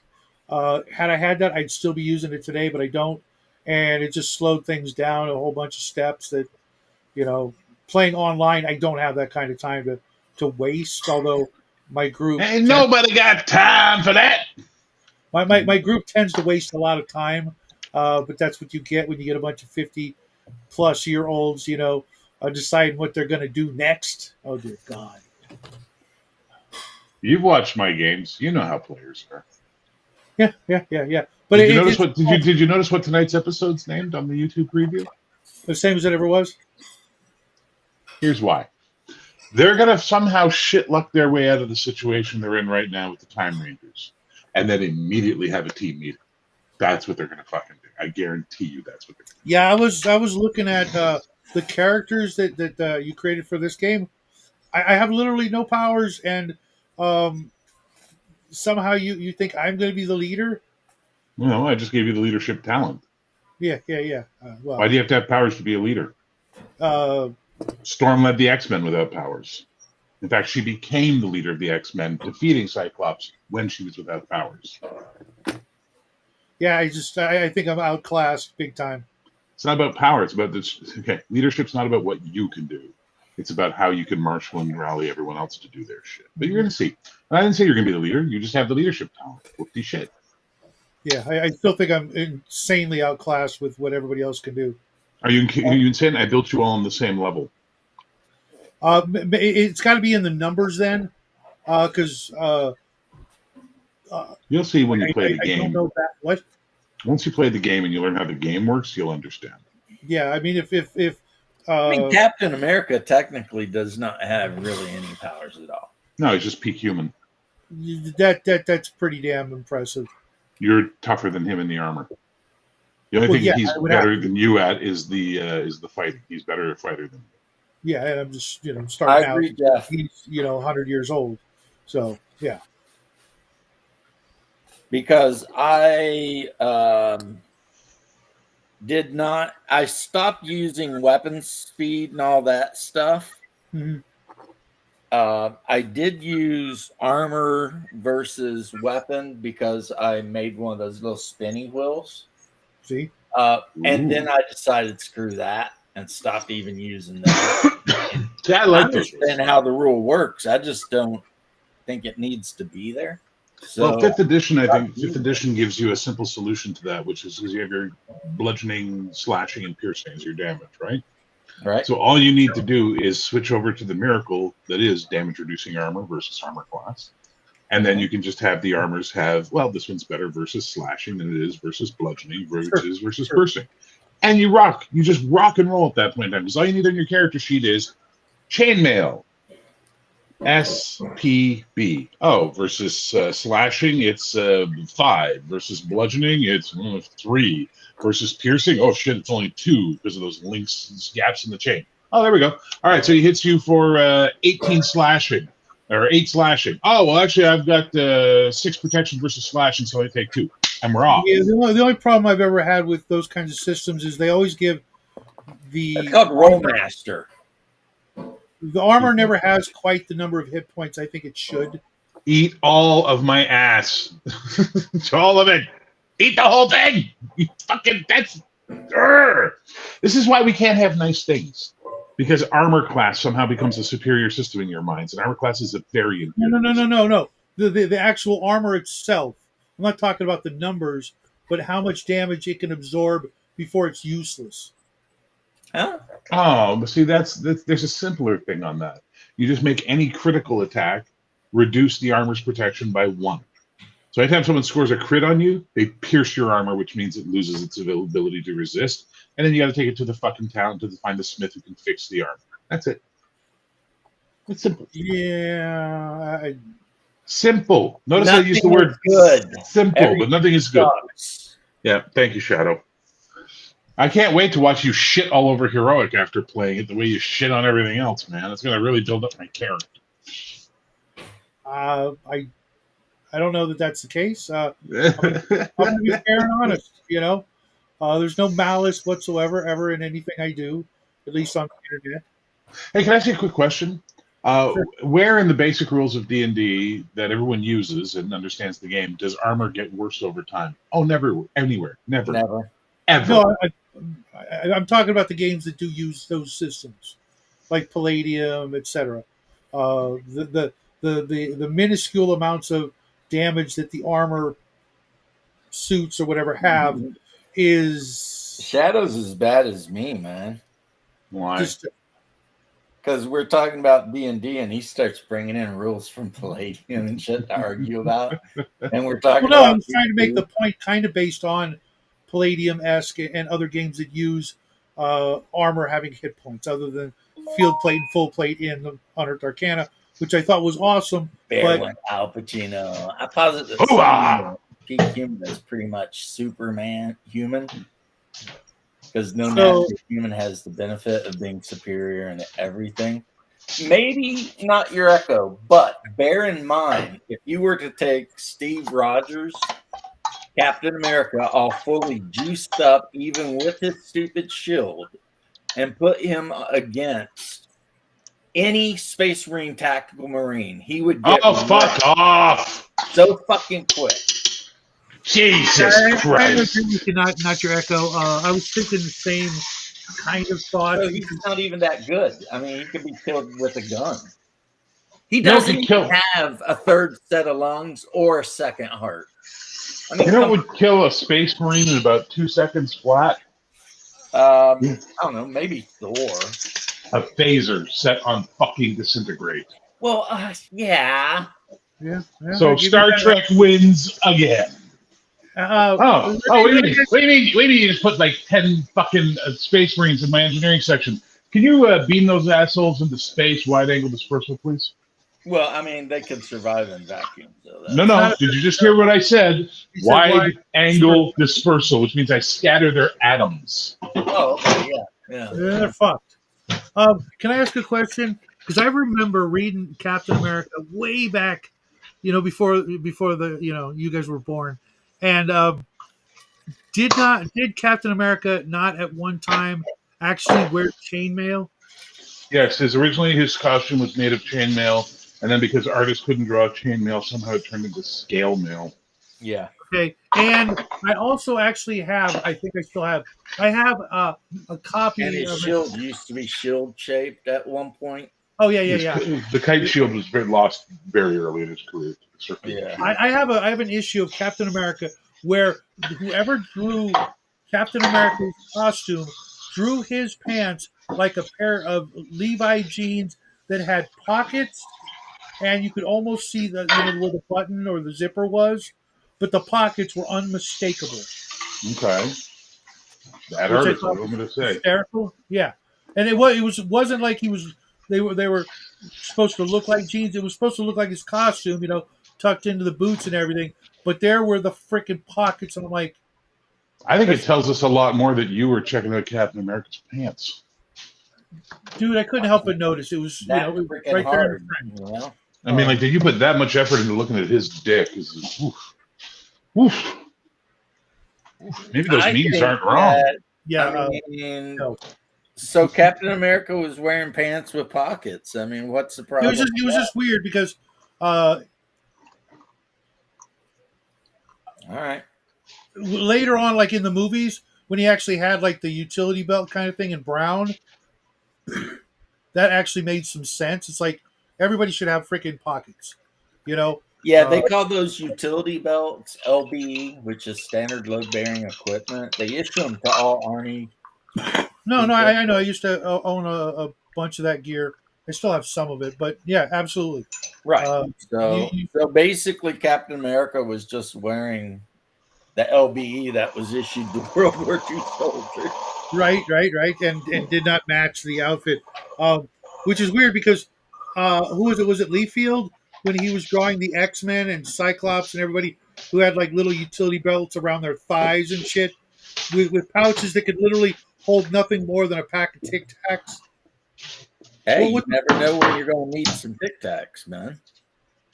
But it was just like, have you no idea of what, I mean, obviously you might want like a compass or a communicator or a first aid kit. Have you no idea of that which you have done? So you make the pockets, big enough to hold those things, unless, you got the little Zoolander, cell phone the size of a G.I. Joe I walkie-talkie. agree, George. Stanley's speech in Mallrats was absolutely perfect.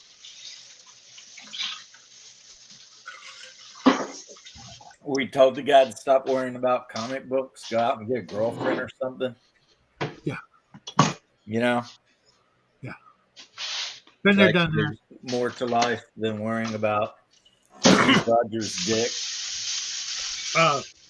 Except the fact that the three of us here are on a show that is dedicated to just that kind of minutia, and Oh, just- you're not wrong. Yeah, But I've heard you doesn't talk change about the Space fact Marines, that James. Even your lowest ranking member of a Space Marine tactical squad would crush Steve Rogers so fast that he Now, would- you know what? I'm going to tell you something right now, smart guy. There's been a lot of villains over the years who have thought that same thing and lost. Yeah, but And they were more powerful than your fucking Space Marines. okay, who? Who? Yeah, Thanos! You're kidding, right?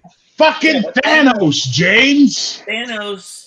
Read a comic book. Stop using the movies as your reference point for everything. It was Thanos versus everybody. No. Again, read a fucking comic book. Dr. Doom, Magneto. Stop using those fucking movies as your basis of everything for comic book knowledge. I will not. Well, then you're going to get me arguing with you an awful lot. I will not. I love I that. will not. Doom I cares will not for sir. your comics. I will not. All right. I mean, I need to get my voice back. Yet, I will not. I'm going to put my voice back in this conversation. That is what I'm. Bear, put your voice back in this conversation. Go nuts. I was okay. on my free audio. Now the time has come to extract my revenge upon you, sir. Doom cares for your Space Marines or your Imperium of Man. Welcome to One this Emperor. fully operational Death Star. Doom might there's actually no be the Emperor. We don't know. Doom would Huh? kick the shit out of Vader. Oh, What? yeah. Oh, yeah. Doom would kick the shit out of Vader. Dr. Doom? Oh, Yeah. hell yeah. I don't know. Yes. Dr. Doom, I have a hard time talking too much shit about him because he's always been kind of one of my favorite villains. And you And know why next they to- I don't... guarantee you know next to nothing about him because you base it on the weirdest source material. Okay, the only thing I remember about Dr. Doom for sure, and it's Yeah. probably wrong now, is when I was in middle school, a friend of mine had the comic book, and it explained that Dr. Doom used to be into all this kind of Tibetan mysticism and shit. Yeah, he was almost... And so like extreme. he got the face mask superheated and then jammed onto his face. So here's what happened. One, he's as technologically advanced as Tony Stark. He's Yeah. as scientifically advanced as Reed Richards. He's as magically advanced as Stephen Strange. Okay? So your three of your biggest fucking hitters in three categories in the Marvel Universe, he's the equal of in one man. The mask was because he got a little tiny scar, when his experiment exploded in his face and cut his perfect narcissistic face. He then had the mask made and was impatient and refused to let it cool before he had his people attach it to his face, thereby scarring him forever. Now, they've unwritten that a couple of times, but they always bring it back because it makes more sense. He's a master wizard, a master technician, a master scientist. Oh, and he's also a fucking Captain America level physical combatant. He is the perfect villain, right? Yep. He would kick the living Ozymandias snot. Them all. Ozymandias would be looking at his fucking organs. There's only one character in the entire Watchmen that would have any chance against a Marvel mainstay or DC mainstay, and that's we all Dr. know who Manhattan. that is. Dr. Manhattan. That's The rest it. of them would all be looking at their organs. Batman would show Rorschach his dick before he locked him away in Arkham. You understand? Like, that's how short that fight would be. Yeah. The fucking Captain America would beat the living tar paper out of the comedian and then school him on the Constitution before he hands him off to S.H.I.E.L.D., right? Where they would then turn him into a field agent. You know, like, this is the thing. The Watchmen were based on low-power characters and are low-power characters, and that's the point. Yeah, that's kind of the whole point of it, right? They were based off of Except Charlton one Comics characters. Charlton Comics characters, except for one that walks amongst them, who is the closest thing to a living god. You know, right. Mhm. Actually, they fought and they decided the smart choice, not your echo, that Marvel and DC made in that fight was to make it a draw Between because Batman and Cap in the Marvel versus DC crossover. Yeah, I got opinions about that. Yeah, you can have all the opinions you want, but in game terms, Captain America fights it unearthly in Marvel, the old Marvel game, Unearthly 100. Batman fights it amazing. Just saying. Well, no, my opinion is that I would think that Cap would beat the shit out of Batman. Amen. Thank you. Everybody forgets that Batman gets his ass beat by Ra's al Ghul. Okay, Ra's al Ghul beats the shit out of Batman on the regular in the comics, right? Like, on the regular, Ra's al Ghul is the most amazing hand-to-hand combatant. Terminator, Deathstroke the Terminator, fights him to a standstill a lot of the time, and Cap would beat both those guys. Well, because you can't have So how Batman works is the plan. It's not in the hand-to-hand skills. It's not in the gadgets. It's in the plan. Batman is a Mary Sue because he's written as Batman always had a plan. He always had thought of a way to defeat you and was just waiting for that moment to enact the plan to defeat you, which had nothing to do with overpowering you. It had nothing to do with outfighting you. It was always Batman outthinks you, right? Well, yeah, I know in one of the stories when they had like the Watchtower, whatever, which was some kind of satellite or something, like they'd all be fighting, but Batman would be at the tower, like directing them, like tactically or strategically. Yeah, that would happen sometimes. Rooster, yes, that's Doom's foible, hubris. That's his foible. His arrogance, his narcissism, his ego, his hubris is his undoing, and that's how you beat him. And since he hates to admit defeat, you put him in a position where he has one of two choices: agree to stop fighting with you or admit defeat. And then he will always agree to stop fighting with you. And this day will be remembered. And this is not done, for Doom shall return. But he gets to get his, like, I save face. I could have beat you if we stuck it out. But I chose the right thing. You know, that's how Doom works. You know? I mean, he's a great character. He's a really good character for us. There were very few characters, dropping back to DC for a second. Very few DC guys could beat Solomon Grundy. Yeah, no, that's true. Yeah, they would defeat him, not beat him. And that's the other thing people don't understand, because they do this in fucking superhero role-playing games that pisses me off. I call it punch fu, which is, so the old Marvel game, people hate this thing. It's the pass-fail armor system. You have a remarkable level attack. They have incredible armor. You can punch on them all day. You're never going to hurt them because their armor protects for 10 points more than the damage you can do. Well, then I guess you better figure out another way to defeat them instead of just punching them in the head, huh? Which the comic books are full of. Unus, the Untouchable. The X-Men figure out how to defeat him without touching him because they can't. Juggernaut, they trick him into walking into a pit of fast-drying cement and then dry the cement quickly so it freezes him in place and holds him for 6 months, or whatever the case may be. Comic books are full of moments where heroes can't punch through the solution. Therefore, they have to think around it. And that's what makes Batman the greatest, is that he always thinks around it, because he's got the writers on his side. Yeah. Role-playing games, superhero role-playing games, people don't get that. They go, this game's broken.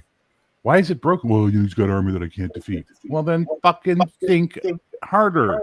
Find his weakness. Exploit that. You know, but no. Punch. Yes, Superman had to figure out a way to beat, not Superman, Spider-Man had a whole thing with, what's his fucking name? He like runs around and he wears fur, like yellow. Craven, yeah. Yeah, Craven. Because I remember, Craven the Hunter was hunting Hated that fucking Spider-Man, and character. it was like a Hated whole that thing. character. Most of us hate Craven so much so that they've reduced him to a joke in a lot of the more modern stuff. Especially in the Ultimate line, he was a big joke in the Ultimate line, but the Ultimate line was good overall. But anyway, the problem is that you can't treat a superhero game as punch fu, right? So the Flash can't trade blows, or Green Lantern can't trade blows with Solomon Grundy. Find another way to defeat him, which they always do. But I've got one character that would take your God Emperor and wear him like a condom. And he is the other most overwritten power mega character in the history of comics. And his name begins with Dark and ends with Side. What about Firestorm? God Emperor would snap his neck before he could even think. Plus, also, he can't affect organic material, only inorganic material. Oh, that's right. Whereas Darkseid would just sit there Omega raying the fuck out of the God Emperor until he got close enough. Meanwhile, my Space Marines are being swarmed by millions of parademons, not dozens, millions, like 1 million per 10 Space Marines. So they'd be killing a lot of them, but eventually, they'd be overwhelmed, clog up the vents with body parts, whatever they got to do. Well, I mean, Space Marines are designed to fight those odds. Yeah, well, they'd lose in that case, though. And the God Emperor of Mankind would smack Darkseid right in his pee-pee. No, he wouldn't. No, he wouldn't. No, he wouldn't. Because you have no knowledge of Darkseid, so you're just fanboying for your boy. He lives on the fucking planet. He's got all the different things. He's got. You know what he is? Grandma. Do you know what he is? He uses boom tubes to get around. Do you know what he is? Do you know what Darkseid is? A fucking god. Yeah, so is the God Emperor. Exactly, but he has this little thing called the Omega Beam, which never misses and kills its target. The Emperor cannot be killed. Well, then he'll be constantly being disintegrated and reforming as Darkseid gloats over him with his feet on top of the ball he's in. No, I don't even think that beam could hit him. And you wonder why I hate 40K. Cody's, George. That's just crazy talk right there. I mean, Darkseid is an interesting comic character, but Superman beats him. No, Superman has never in the comic beaten Darkseid in a fight. He's done the same thing they do to fucking Dr. Doom. They either they thwart his plan or they convince him to retreat. Yeah. Which is Darkseid's entire existence is based around finding the anti-life equation. That's all he gives a fuck about. He wants to kill nothing else. No, that's. Then what do you want to do? I give up. You win. No, I'm asking you. No. All hail the God Emperor. I hail the God Imperialis. God Emperor. No. I give up. There's no arguing with you.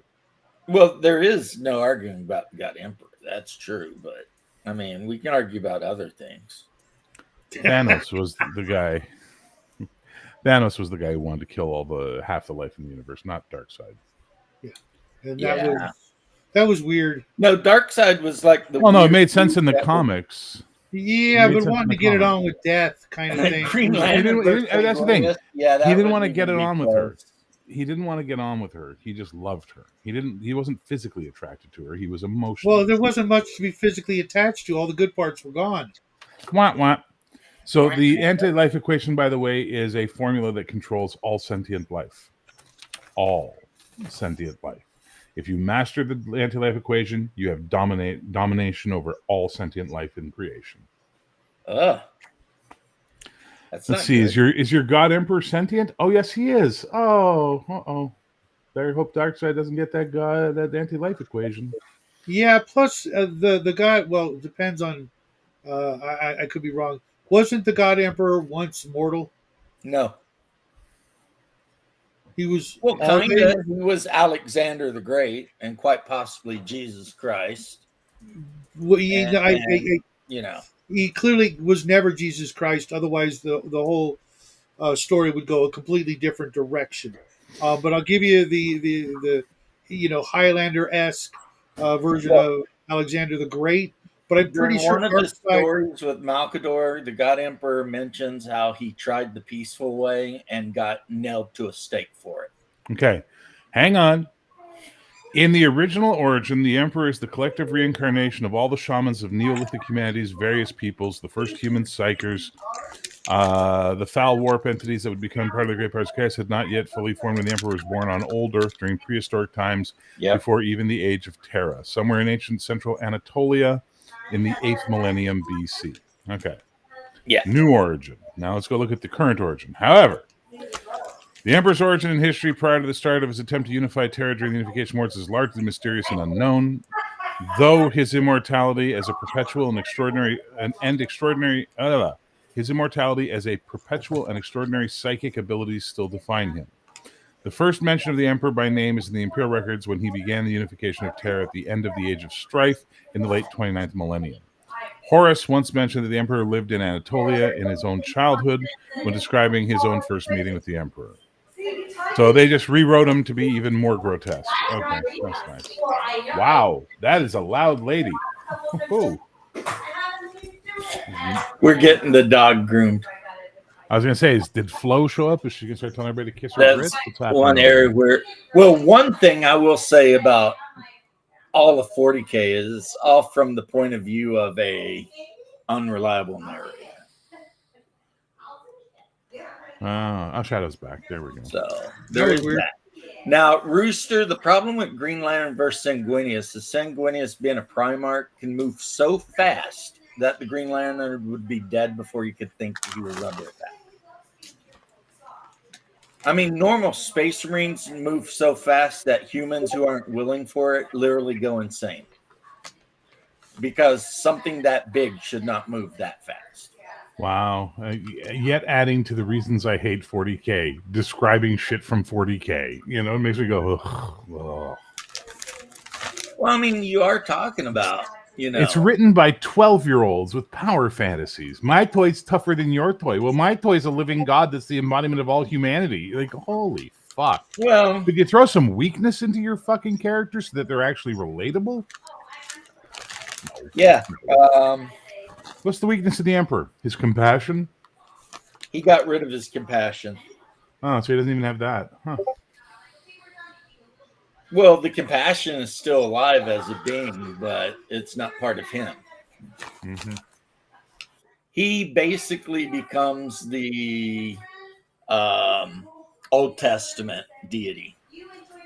And his compassion is his New Testament. Yeah, I'm hearing some blasphemy come out of your mouth there, dude.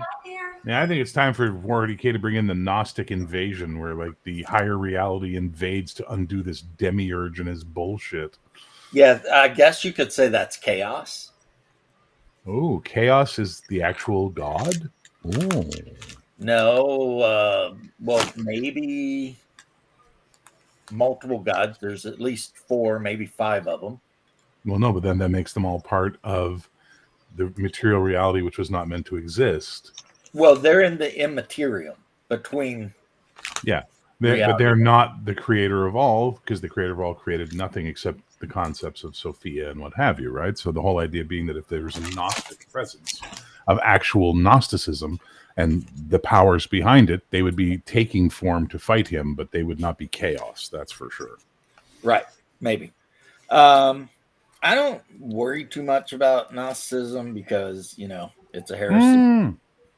We're talking about 40K, which is already heretical, sir. Have you not been listening to yourself? Yeah, it is pretty heretical, though. So, yeah, why split the hair there? I think one's real and one isn't, maybe. I don't know. I mean, I do know that Jesus Christ, this did smack the shit out of Arius for his Gnostic bullshit. Hang on. The Star Child is coming. An aspect of the Emperor in the warp. Of course, it's all related back to your fucking dick on legs, the God Emperor. I hate that fucking universe so much. He's not a dick. He's a good guy. No, he's not. Yeah, he is. How many people die for disagreeing with him on the daily? Well, I mean, pretty much everyone. What makes him a good guy then? Because I will tell you. I'm very curious. Let Shao back in. Given that he is Shadow- not the creator of reality, he is just an aspect of reality. He therefore defies the free will given to the people or the creatures within that universe by the creator of the reality. So he's just another jumped up fallen angel with aspirations of godhead. Yeah, how many psychers have to die to feed him so that he can keep on living every day? Was it like Uh, they don't feed him; they feed the Golden Throne, which keeps him alive. which keeps him alive. And why do you think that they need? I thought he was a god. I thought he was a god. Why does he need a golden throne to keep him alive? What does God need with a starship? You know what I'm saying? We don't have a starship. What are you even talking about now? I was talking about. I get it, Shadow. I get it. Come on, it was good. What's God need with a Rolex?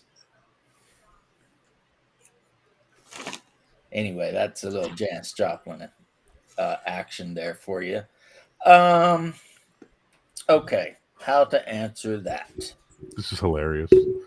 This is one of my favorite parts about James. Popcorn. James needing this to answer everything and never ever accept defeat. I love this about him. He's like Doom. James is the closest we know to Dr. Doom. Go, James. I love Doctor. I brought the popcorn, dude. I'm just sipping. Popcorn's good for you. Maybe. The Star Child is what is coming, an aspect of the Emperor and the Warp. Yes. The reason the Emperor is trapped on the Golden Throne in that corpse body is because the Chaos God's keeping there. I believe there was an original question I asked, which you have failed to answer, which is, how is he a good guy? Because you are judging him by modern standards and not by the standards of if he fucks up, all humanity dies. Well, that sounds like his propaganda, though.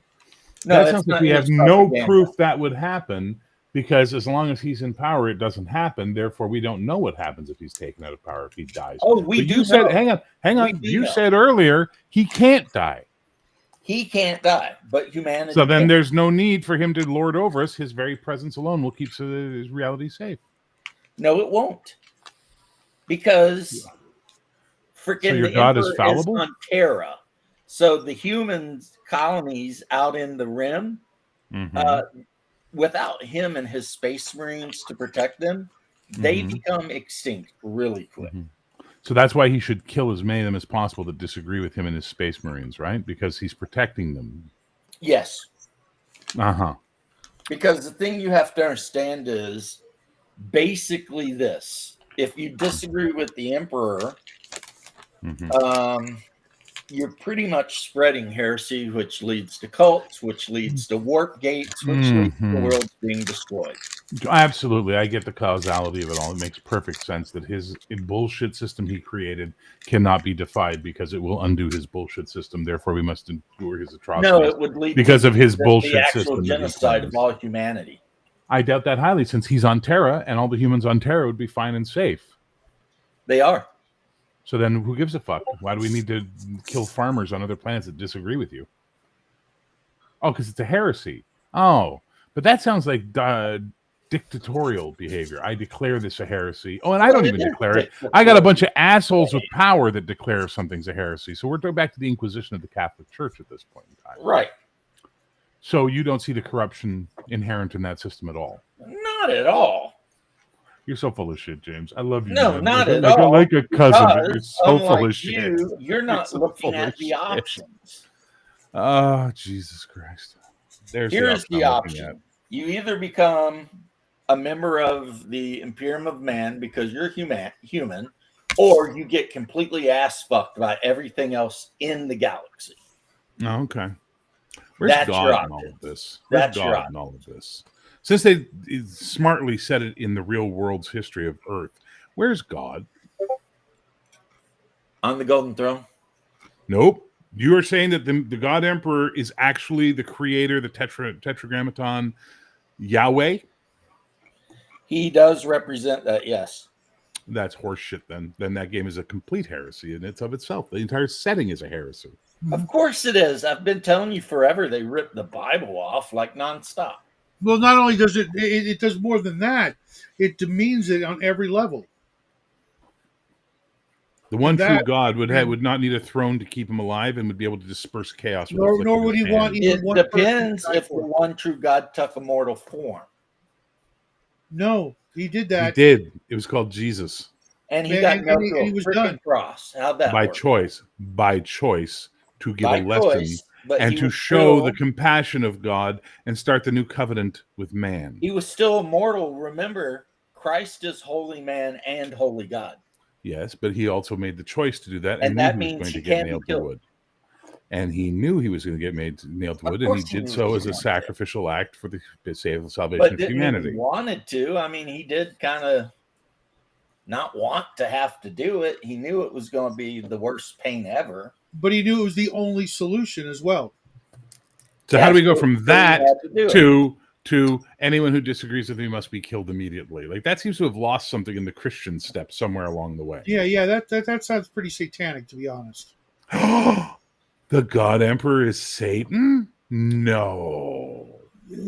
I mean, No, the ideology that I just listened to sounds antithetical to everything that God and Jesus represent, and I'm kind of now glad I don't play anymore. Damn, you play D&D, I know. so you're going to judge any other game, Yeah, literally. I am.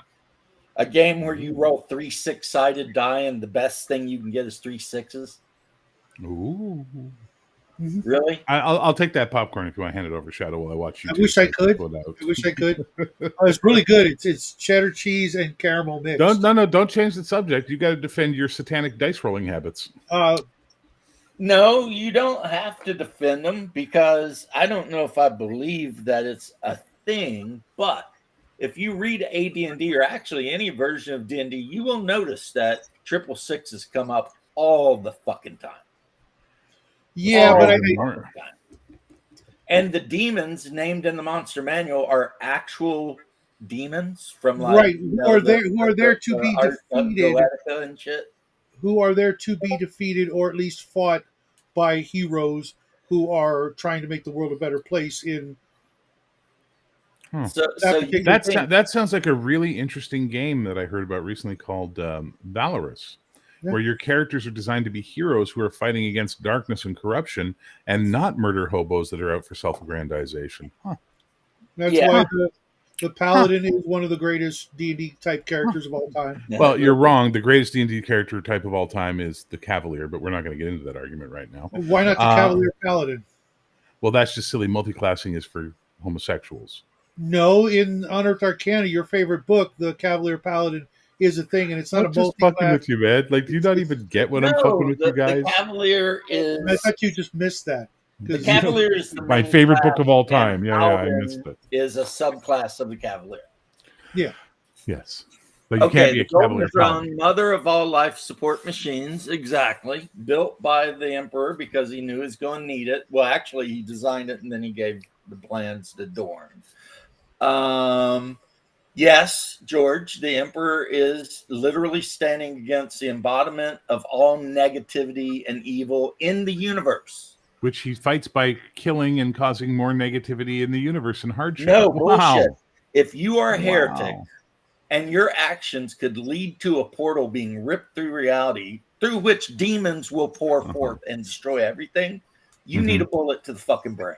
ASAP. So what if you just disagree ideologically with them? You're not into like doing rituals or any of that shit. You just I don't really like this dominating thing you do. Well, you're a fucking heretic and you have to die now. Well, but I was a good person. Everything I did, I was a doctor.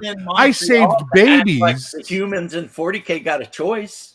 I saved babies. I cured that diseases. Doesn't sound very... But I disagreed with asterisk blah blah blah, and as a result of that, I'm dead now. What a loving, compassionate God. No, there is no compassion. Remember, you got rid of that. Yeah, that doesn't sound very... Rooster, I love it. Let me get my ascot. I love it. Because he knew he had to get rid of his compassion to do what needed to be done. Oh, so but see again, we had to do evil to fight evil. Huh? Interesting. Yeah, because that's weird. It's so weird that you think putting a bullet in a witch's skull is evil.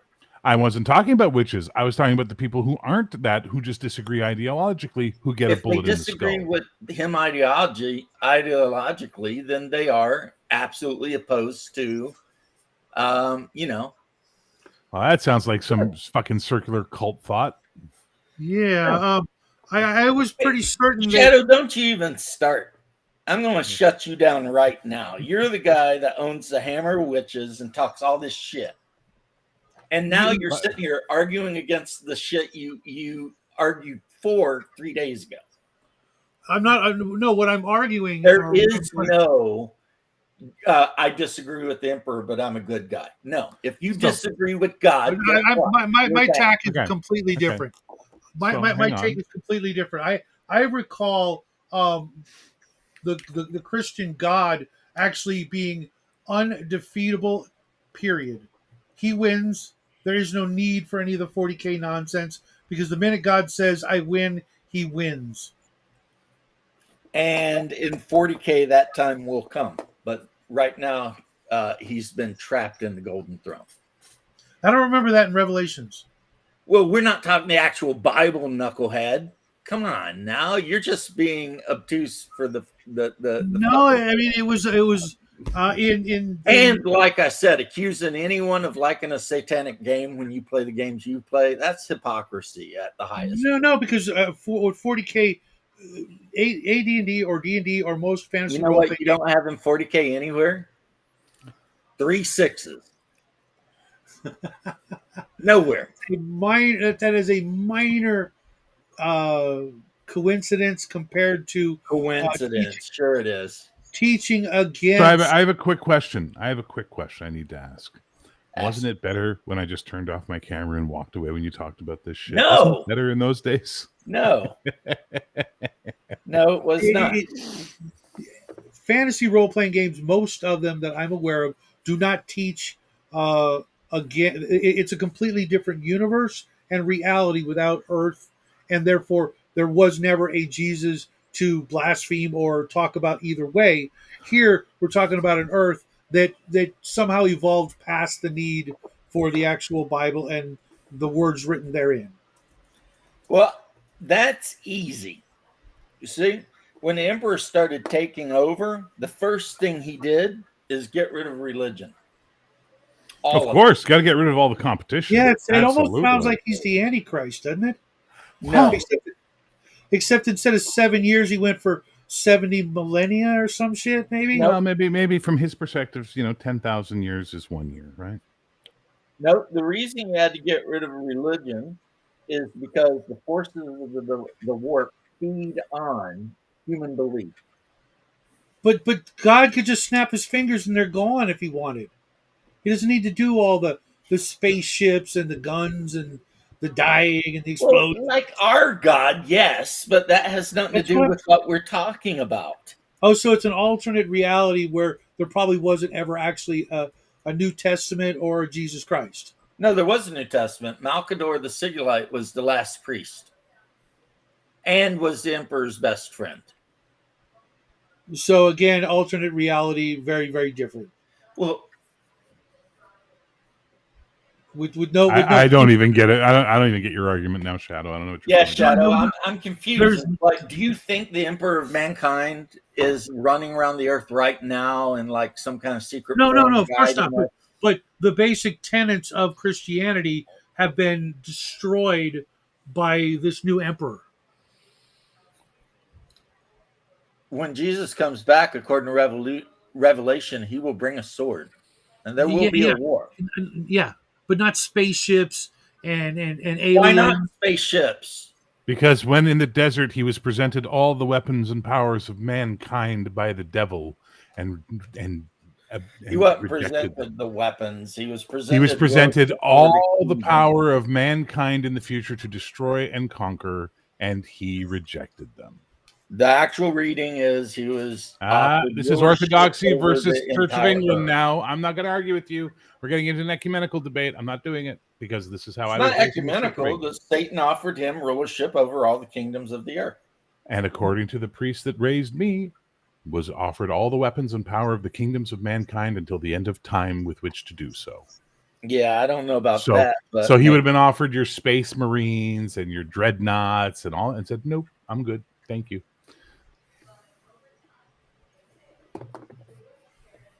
Yeah, I don't know how you make that argument, but I propose this. We stopped talking about this because we're all friends, and this is a contentious, stupid argument about make-believe bullshit created by a bunch of British guys who rip off every source of sci-fi and fiction they can, and then people sit around and argue about it like it's actual fucking matter. It does not matter. It is superfluous. It's as stupid as arguing about how can the Silver Surfer create a shield while delivering a monologue, right? Like, it's pointless. Huh? Let's go back to arguing about what our favorite edition of D&D is, because that I like we can Silver actually Surfer. tangent. Yeah, Andre, Oh. what you said. The problem with people who are confused, you see this a lot with 40K lore channels too, is they refuse to accept the fact that in the 42nd millennia, shit is so effed that we literally have no concept. Because people can't conceive of that, you know? Then you can't discuss it because you can't conceive of it either. I can conceive of why. No, you can't. You can't things are conceive done. of it. You literally just said it's so fucked. People today cannot conceive of it. A lot of Yet them can. No. You said people. You didn't say some people. Well, you're You not said conceiving people. it, Bear. You're the one that's sitting here.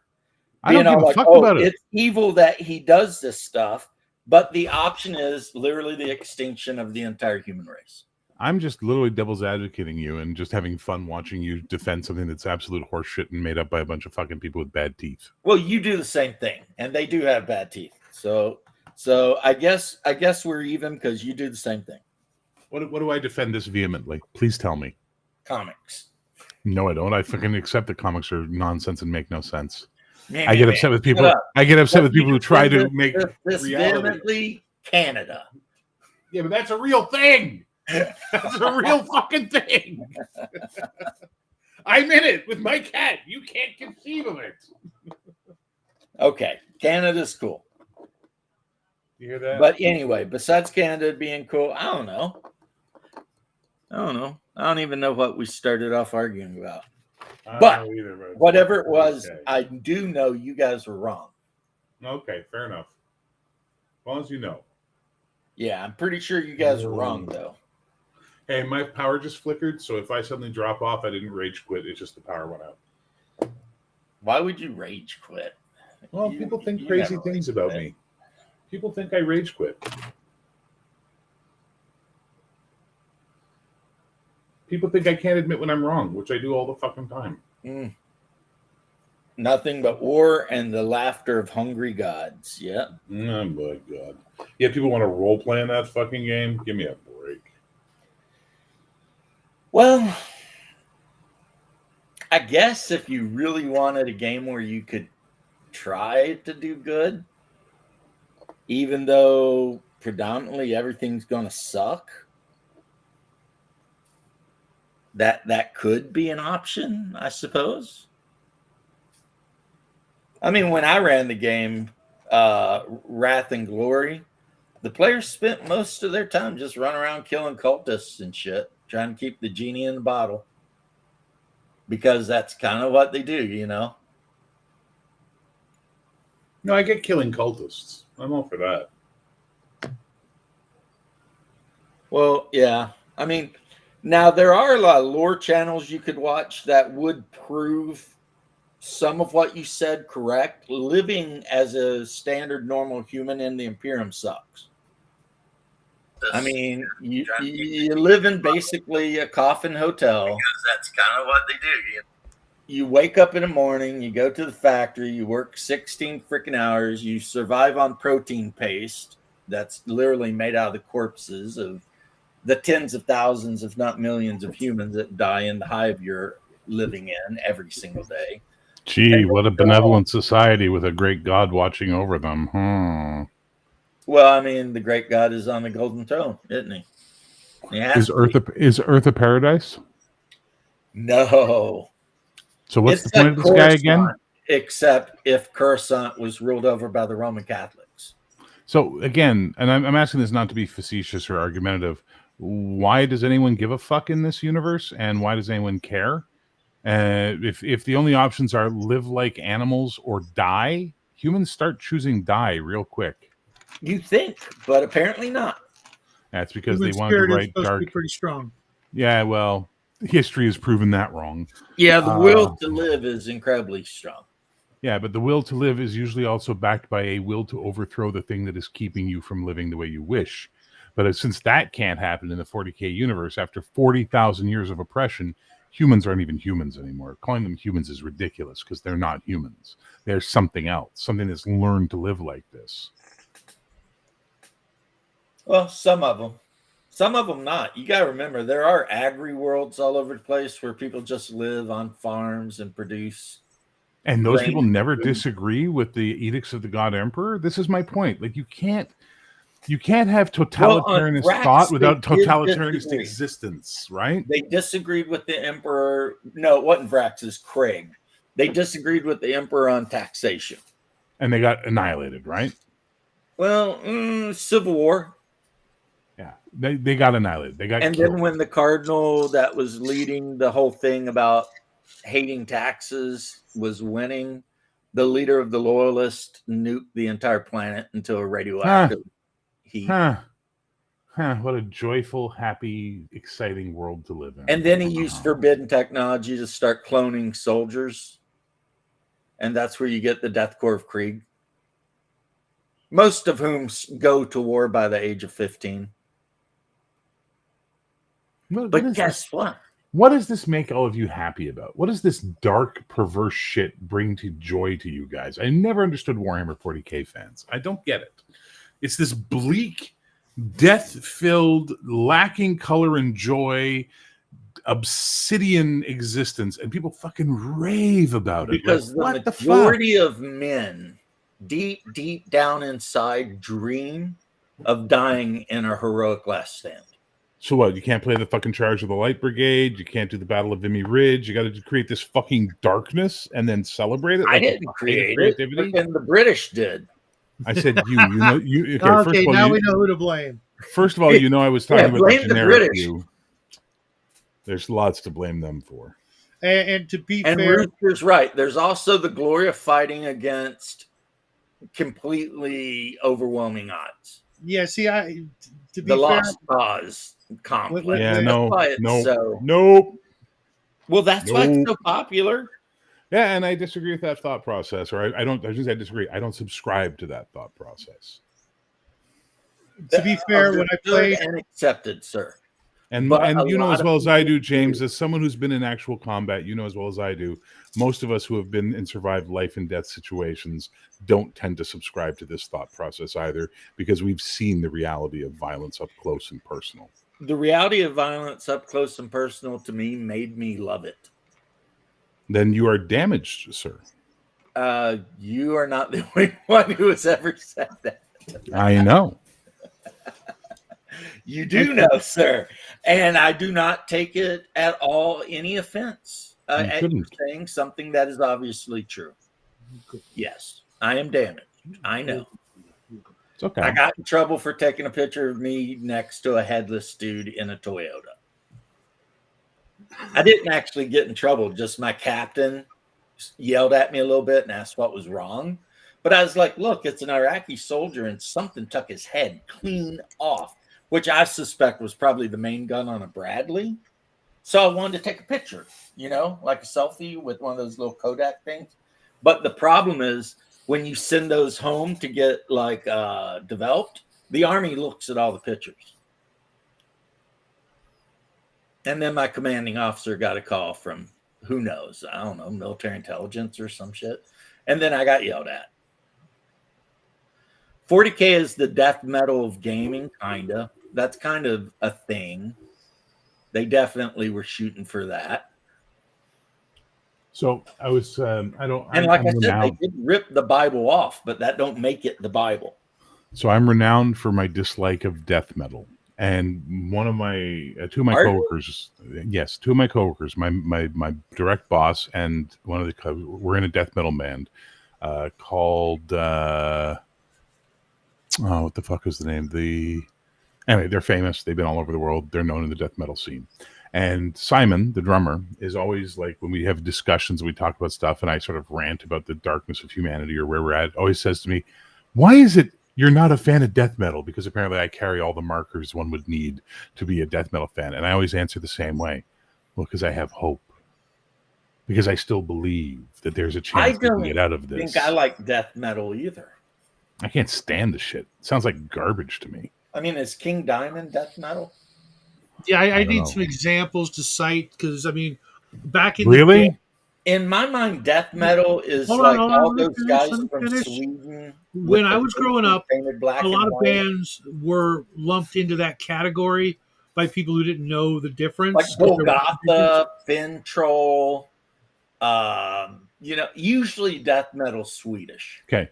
Or Possessed, Death, Necrophagia, Obituary, Autopsy, and Morbid Angel are often considered pioneers of the Cradle genre. of Filth. Never heard of maybe. any of them. Yeah, exactly. Because you guys have never actually listened to death metal. Cradle You've of No, I listened to probably really have. aggressive metal, is what you've listened to. Death metal is a whole other beast. Would Sir Thungle Here's the thing: if qualify? somebody's screaming and growling, I don't like it. Exactly. Oh, damn! You'd have never liked anything I did because that's all I did. When I was in a band. So Sir you were a Thungle- death metal guy. No, that's just how I sang. Yeah,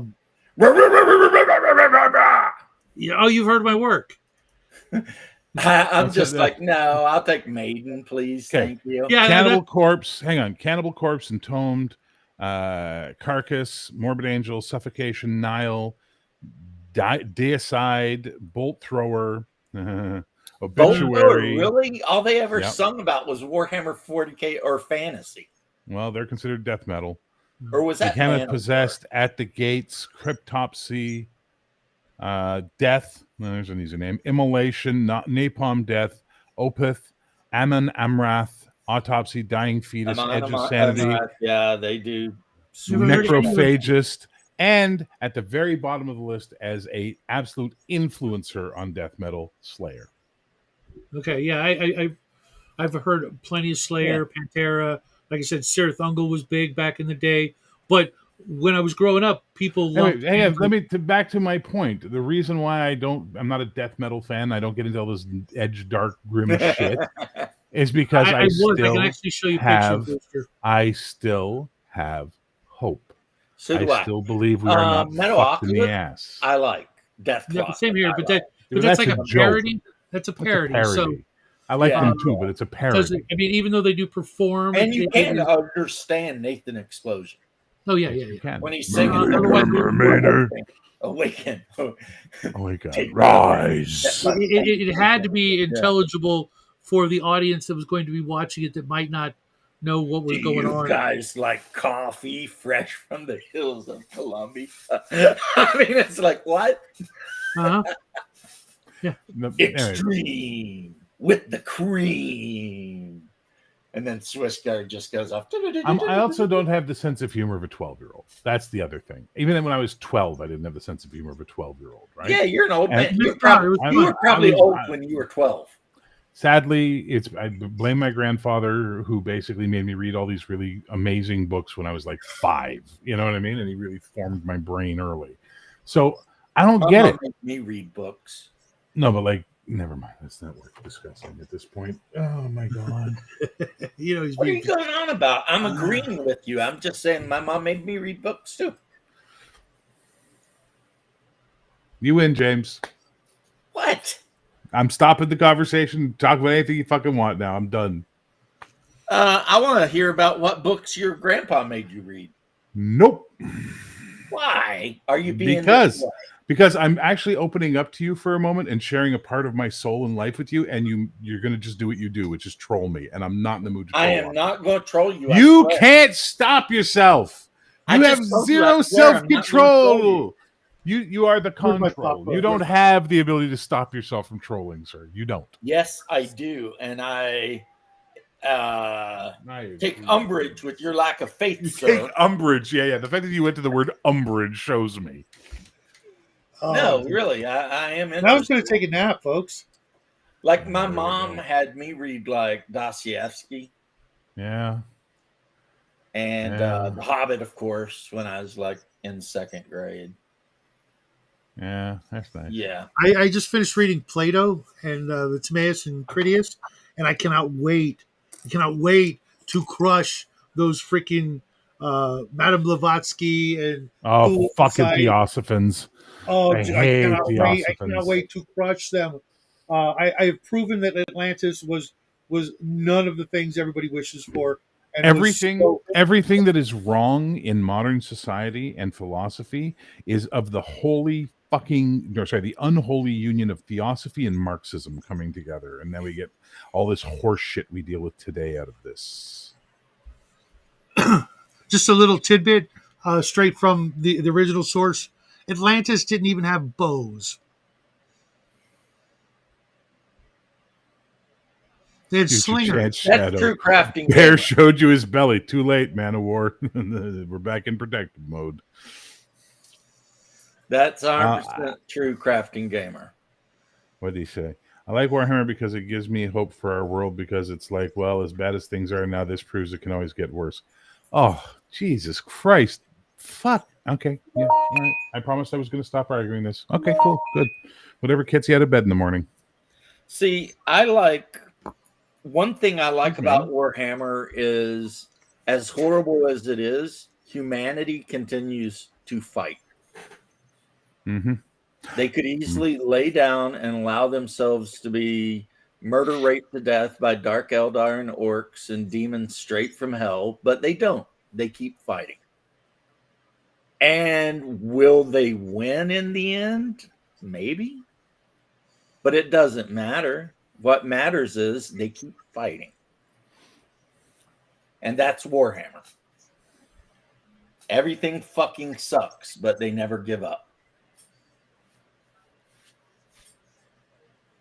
Except for the Space Marines, who have no choice. So in a way, the Imperial Guard are actually, kind of cooler, because they're just humans facing I incredible was always horrible an shit. Eldar player, so I got no place in this. You were a guard player? Eldar. Oh, so yeah, Eldar, yeah. Or as some people would call them, scumbags. I don't see it that way, but Well, they refer to the whole human race as Monkey, and they're willing to bears just like what the fuck, and they're willing to sacrifice an entire human world if it means 10 of them can survive. So yeah, fair trade. They're not good guys. And we didn't even get into the whole history of the Dark Age of technology. Oh, there's Beans. Yep. Beans is like, I don't know what you're doing over here, Dad. Hi. Do you fucking mind? Jesus. He's like, no, I don't mind. Do you? Yes, I He do. doesn't, he's a cat. He would never ask that question. Yeah, he'd never ask if you minded. He'd be like, Yeah. It's like this is what this. It's like sex in prison. This is going to happen, whether you like it or not. So that's how that goes. You'd know. No, this is what I hear. You'd know. I've never been in You prison. were the one filming it. I've never been in prison. All right, I'm gonna get coffee. Go ahead and rant about Warhammer while I'm gone. Now, actually, what I was going to tell James, any minute, that's why I keep going downstairs. I'm expecting my Mantic Warpath, Epic Warpath Kickstarter in the mail. So Nice. at some point, I'm going to have tons of tiny little 6 or 8 millimeter freaking bases with dudes on them and giant freaking war machines and crap like that.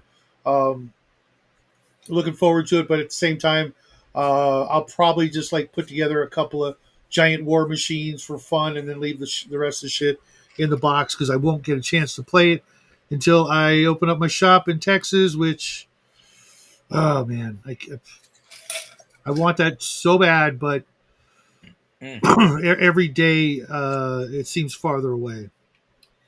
Yeah, just keep hope alive, homie. Yeah. I mean, there's things that could happen that could, because I can't do it here in California. It's just not You possible. can't do anything in California. Yeah, well, the prices, the overhead, everything is just financially impossible. Even if I had, 2 or 3 times the money that I do have, it's just not possible. I know. And anywhere in any state, even New Mexico or Arizona, I would, make bank doing it. But here, it's just not possible. That's why Nerdrotic shut down his shit and moved.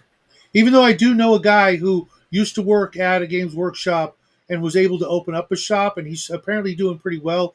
But 90% of what he sells is 40K, and I don't want to do that. I I don't want. know how he's doing well because my homie that owns like 8 game stores, the only thing he gets by on is Funko Pops and comic books. Well, I wouldn't be selling Funko Pops, but I would be selling comic books. But I would mostly be uh, selling game space as well as um, you know old Okay. games, and it's probably going to be closer to like a game pawn shop more than anything. That way you can buy all of those box sets of Chill extra cheap Hmm. and then put them all on the wall behind you and watch Bear just lose his mind. Yeah, no, he's got stuff I would love to own, and vice versa. All three of us have things each other would like to own. I just happen to have one thing that's especially tasty to him. I love the game, but it's just Here's sitting the behind problem the with what you said. None of you have anything I want.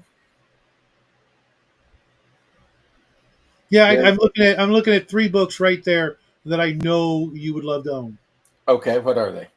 The Savage Sword of Conan Omnibus 1. I have it. Oh, you do? Oh, I didn't know that. Yeah. Okay. I have all of the Savage Sword of Conan Omnibus, all 24. They're right behind me. Really? I didn't know that. Yeah, my wife bought them for me. Nice. So I literally have every single edition of Savage Sword of Conan in 24 thick ass I didn't know there was that many. I thought there was only phone 12. book looking freaking books. I thought there was only 12 of those. No, 24. Yep, I'm looking at them. And they're all like different colors, like red, orange, blue, No, green, no, maybe I'd have to see one. black. Well, okay, hold on. They might not be omnibuses. They're Dark Horse. Okay. And it's Savage Sword of Conan 1 through 24. And each one is like a collection of all the Savage Sword comics that came out in a year. Okay. That's why. Because mine are the Titan or Marvel editions. Oh, I hated the Marvel Conan comics. No, you're confusing the Savage Sword colored with one? Conan the Barbarian. That's Conan the Barbarian. That's not. Yeah, I Savage didn't Sword. like those at all. Yeah, mine are the black and white art hardcover, either by Yep. Titan or Marvel.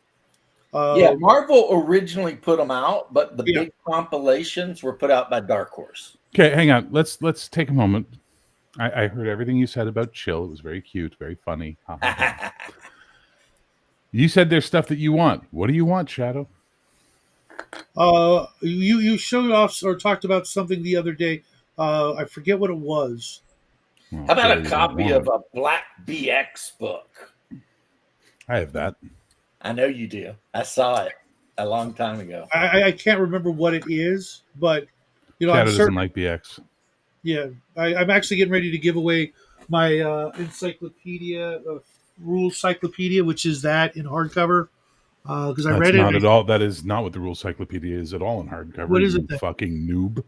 What is That's it? the Beckme rules without the I. So it's basic, expert, companion, and master as one Yeah, set of they didn't revised put rules. in Immortal Oh, for okay. some reason. No. Okay, I always get those two confused Yes, because sir. they seem so similar to me. There's a Well, lot I of mean, similarity, but D&D BX is is still D&D, superior. You know, I mean, Yeah, seriously. Labyrinth Lord. Same shit. I mean, Anyway, yeah, so same what shit. is it you want from me, Shadow? I'm willing to make a deal for Chill. We were talking about it the other day. I just can't remember what it was. Well, when you What remember, made you let me know. Beckman so awesome though was that Metzer, who did all the editing and everything, Okay. actually made a game where if you bought the red book basic, it had the 2 books in it, and one of them was a choose your own adventure, and it taught you how to make a character, and then you went through a whole adventure where unfortunately at the end the cleric Alara or whatever got killed by Alina. Alina, excuse me, you're right. Except they brought her And back later. then So if you started with Beckme, you probably would have just an undying hate for Bargle. Hence why there's a game called Kill Bargle. Yeah, Right. I remember hearing Whereas about that. BX did not do that. BX said, here's a rule book, here's an adventure, fucking knock yourself out. Hey, Al, so the rules are out of order and the example of play makes no sense. Have fun. Yeah, Okay. pretty much. I mean, but the problem or bonus of BX is that so many people got into D&D through BX that even now, 40 fucking years later, it's the the most standard. popular. It's the most popular edition of D&D now. Right. The Moldvay Cook version. And you know why it is? Because nostalgia is a bitch, No. I guess. I don't know. Modularity. You can make Well, yeah. any changes you want to it, and it doesn't break the system. It doesn't break Once you the get to AD&D, every time you start tugging on something, and it gets worse with each progressive edition, as soon as you start tugging, that's connected to something else. Fuck. Yeah. You know what I mean? You break Really? the game. I've never noticed that. Well, Because you don't use house rules. Yeah, it depends what your house rules are, but Okay. Bear's pretty much absolutely correct on that one. Yeah. Whereas Beckme, you can make a game about, a post-nuclear zombie apocalypse, or a sci-fi game with psychers and robots, or a cyberpunk game, etc., etc., etc. Because all Kevin Crawford does is he just took Beckme, tacked on classic Traveler. He takes BX. He doesn't take. Oh Beckme, yeah, BX. I mean, I meant BX. Beckme though, for the most part, is really, really, really just like the slightly different fraternal twin of BX, right? Right. So Kevin Crawford takes BX, tacks Traveler's skill system onto it, and then sets it in a something without number, and says go. And then like in the Ashes without number, if you wanted to play a mage, not that I would allow it, you could if you own Worlds Without Number. If you wanted to play a Psyker, you can if you own Stars Without Number. You see what I mean? The only rule is if you're going to use a character class, you have to use it from like the same book and not like, you can't use the mage from like Cities Without Number because it's slightly different than Worlds Without Number. Cities Without Number is the cyberpunk version. But at the end of the day, every one of his games is BX, except some Ashes Without Number doesn't have any class. See, I used to run games with like Traveler characters and D&D characters and Village and Vigilantes characters all in the same table. Right. What do you want? What do you want for your rule cyclopedia? I don't know. I got it from drive-through. So, never mind then. No, I'm good. Yeah, yeah. I don't like. I don't. Yeah, you know what they did because it's a bunch of different books, right? No, it's one book, but they fucked it up. It's a horrible print. Yeah, I mean because it seems to me that I've come across like 4 different page 23 in it because it's like a whole bunch of books just stapled together. You know what I mean? Dude, one time I ordered the Book of Nod from Drive Thru RPG, and they sent me a book, and the outside of it was the Book of Nod, so the black cover with the skulls, right? And the inside of it was a role-playing game where you played a zombie baseball player coach. Like you were the coach of a zombie baseball team. And then you told them, and they gave you a new print, right? I sent the pictures, and I was like, I don't even know what this is. And they're like, our bad, and they sent me the new one. That's one thing I do like about them. That are screwed up. But it looks just like the Book of Nod until you open it up and it's talking about building your zombie baseball team. And it's like, wait, what? And my copy of Valorous should arrive tomorrow. Nice. And what what I'm going to do is I'm going to give away the misprint, but I'm not going to do it for enough time to pass so that it doesn't take away a customer. And when I give it away, they won't even know they're getting it. You know what I mean? Shadow, you've got one of the misprints. Yeah. I wouldn't give it away. Because, Valorous is going to be huge one day. Well, it could.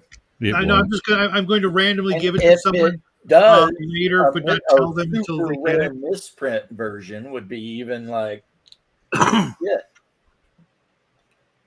that'd be awesome, right? Yeah, I don't think it's going to happen because it's just it's an Amazon product, and that almost never happens because you You could know just what? get it. You guys need to play 40K because you lack any sort of optimism at all. Yeah, that horrible realism keeps creeping in. Well, Yeah, try I to don't- learn to do without it. Yeah, I've got plenty of optimism in my games. See? I'm just humble, sir. I don't believe that Valorous will be a massive success to the point where having a rare misprint will be of any value. Well, until it's no longer at the way Amazon does it, unless you change it, you know what I mean, and drastically change it enough. You know what I mean? There's no uh, rarity to it. Here is the thing. You know what I mean? Like I told you yesterday, you should be proud of yourself for putting something out. Oh yeah. And now that you have put something out, if money is the issue, then obviously you need to start making something based on like Shadow Dark or something. Please don't. Please don't. Why, please? I'm gonna make a game called Shadow Darkened Sons. Hey, it would be the first game that The hipster fantasy role playing game. Yeah. I'm already in one or two role playing games as a character. Third when yours comes out. So, What do you mean when mine comes out? Oh my God! You could make a game. You're not in the game, sir. You could make a game where literally hipster is a class. Yeah. And then just like run with it. Yeah, exactly. You basically have the power to impose disadvantage on your opponent because you say, dude, I heard about a spell, blah, blah, blah, blah, blah, blah, blah. You never heard about it, and they have to make a saving throw. But if you fail, they get like times 10 damage against you to fucking beat the living shit out of your hipster ass because they had enough of your shit. If you fail, they just mock you unmercifully and you lose the will to even fight. You just go away. Yeah, exactly. But you're so broken. Unfortunately, I will come back. Yeah, that's true. Which is good. No, but I was serious about what I said though. Like, you could view Valorous as proof of concept. Like, can you do this thing? Yeah, you've proven that yes, you can indeed do this thing. No, and I appreciate that, but I don't need a therapy session, guys. I'm good. I'm not therapizing you. You are. Therapizing? You're therapizing me with your astrological ways, and I'm not going to stand for it, sir. I don't have astrological ways. I have Yakubian ways. Hey, now. Hey, I have Yakubian ways. He's using technology. As an astrologist, I am immune to tricknology because I have the truth of the Eleusient way, and the Astronomicon guides me, sir. Thank you. Oh, my goodness. I find myself at an impasse. I've been overpowered. Church of Astrology is open for membership. I've been overpowered by Astronomican stuff. The Astronomicon is a very powerful book because you achieve Eleuscience. And once you have Eleuscience, there's nothing you cannot achieve. And then, if you follow the ways of the Astronomicon, you can go to the Emporium. At the Emporium is where you will find the Eleuscience.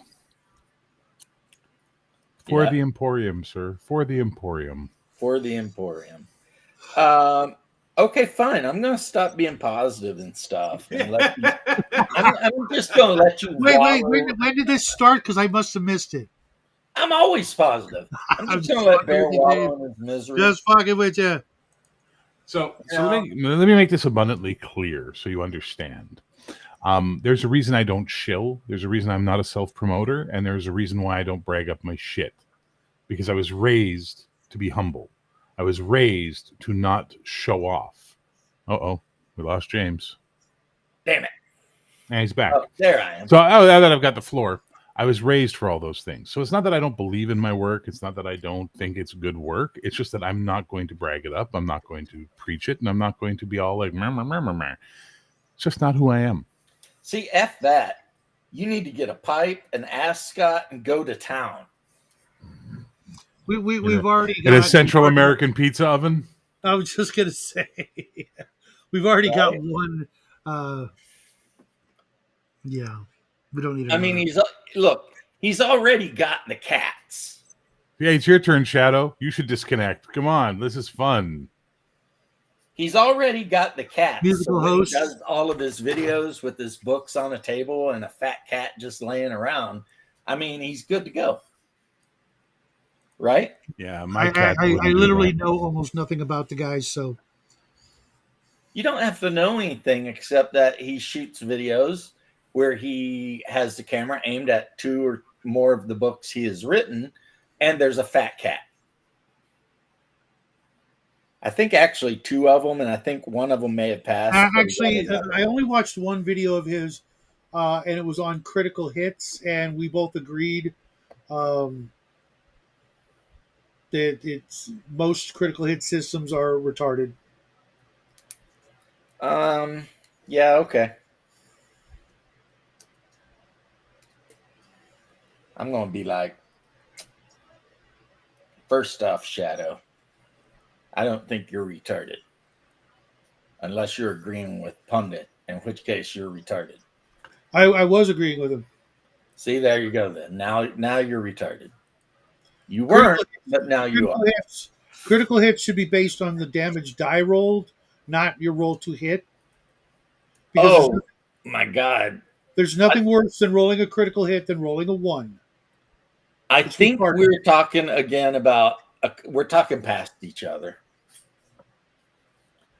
You're talking critical hits in D&D. Yes. I'm talking critical hits like in ACK, Rollmaster, MERP. All those games do it wrong.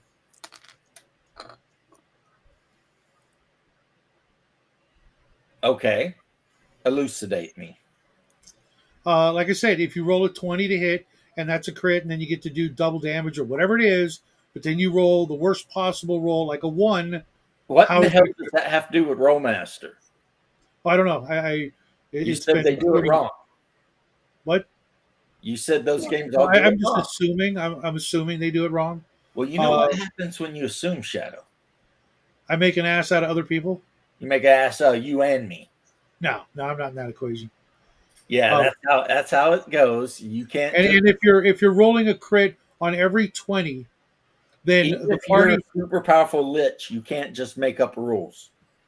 Yes, I can. I've done so, and I will continue to do so until someone puts a stake through my. Oh wait, I don't have one of those anymore. So good luck finding my phylactery. I'm sharing an image with you, James. I don't want to find your Okay. phylactery. I want to stick a stake way up inside of you. Yeah, but there's no internal organs. It's just bone. So, Shadow, calm down for a second. So, I'm part of a group that basically posts like weird album covers. This one is weird enough, but then the guy who posted it wrote it this: Butch Flatcrotch took aim and laid another foul minion of the evil Empress Pung Tang's army low. At his knee, Princess Labia squealed, firing off her pea shooter with closed eyes, winging a minion in his left testicle. Ugh, he explained, writhing on the floor. Oh my, she said. Butch took the princess's hand and led her up and through the northern corridor where his ship awaited to take them to safety. There, his loyal furry co-pilot Merkin greeted them with a sound like someone stepping on a dog toy at 2 a.m. Merkin, said Butch, grinning. Thank the gods, let's get out of here. Squeak, said Merkin, who opened the craft's side door. That's fucking... You will never write anything that good in your life. Oh my Never God. in your life will any of us write something that brilliant. Wow. Merkin. That's That is such a good name, Merkin. Hmm. But anyway, no. Shadow, I mean, some games have okay crit systems. I haven't seen one. D&D, I I mean, haven't that's seen. up to you. That's up. Let me put it this way: if it, like I said, if you roll a 20 and that's a crit, then get ready to make up nothing but characters as we play, because every combat I'm going to roll more dice than you, and therefore everybody's going to die in the first combat. And yet, for decades and decades and decades, people have been using that stupid 20 equals critical damage roll and not having a problem with it at all. Uh, I mean, you might survive the first combat, but you won't survive the 10th. And yet, somehow people have played characters so long in a system like that that their character died of old age. I don't know of any. I do. My buddy Marcus's character. And I Really? use the if you roll 20, you get to do double damage. Hmm.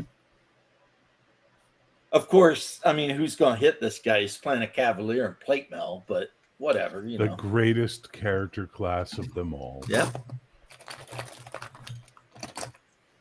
And his name was Tristram Ben Felona of the House of Felona. Now, why he threw the Ben, because that's definitely a Jewish thing. I don't know. But his Cavalier was Jewish, apparently. Because, you know, like I would be, I don't know how to say James in Hebrew, but I would be James Ben Moishe. I do know how to say Mark in Hebrew. Moishe. Moishe. James in Hebrew. What is that? Jacob. Yeah, I thought that was Jacob. So the James up, comes Adrian? from the same root as the name Jacob. The Hebrew name Yaakov. Yaakov was first translated as Jacobus and then Latinized as Jacobus, which later became Jacomus, which later became James. So you are Yakov. Yakov Smirnov. Very nice. Yakov Warner. Oh no. Oh no. In Mother Russia, video gameplay you. Now in French, Hey, how you're you Jacques. doing, Dream? In French, you are Jacques. He was in a movie like Moscow on the Hudson or something. Oh, you're just off on your own thing. Okay, we'll just wait for you to catch up. That was with the other Yakov people. Smirnov, who was like a Yeah, Russian yeah. comedian. Yeah, I know who he was. He's in my favorite movie of all time, Which is?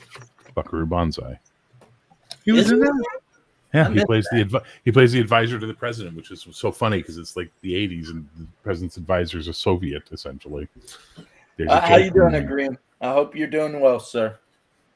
Agrim, abe pagal. Uh-oh.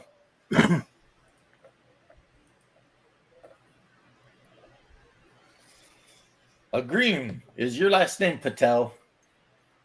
Gigi? Because I mean, I know a lot of people that their last name is Patel. Yeah, Patel is like literally the Smith of India. Like, yeah. Known a lot of Patels. Anyway, you guys have kept me arguing and being an asshat for an hour longer than Angie. no, yes. Bear has spent a lot of time with Indians. Desigora, in case you're wondering. Bear has spent so much time with Indian ladies that to this day he smells like an Indian wrestler's curry-soaked underwear. No, I do not, but thank you. And I've never been with a girl who smells like curry because I don't date Hindus. I date everybody else, but not Hindus. Sikhs? Sikhs are very clean. Insanely clean. I don't understand what you got against curry, though. Curry is delicious. It's very delicious, but I've never dated anyone who smells like it.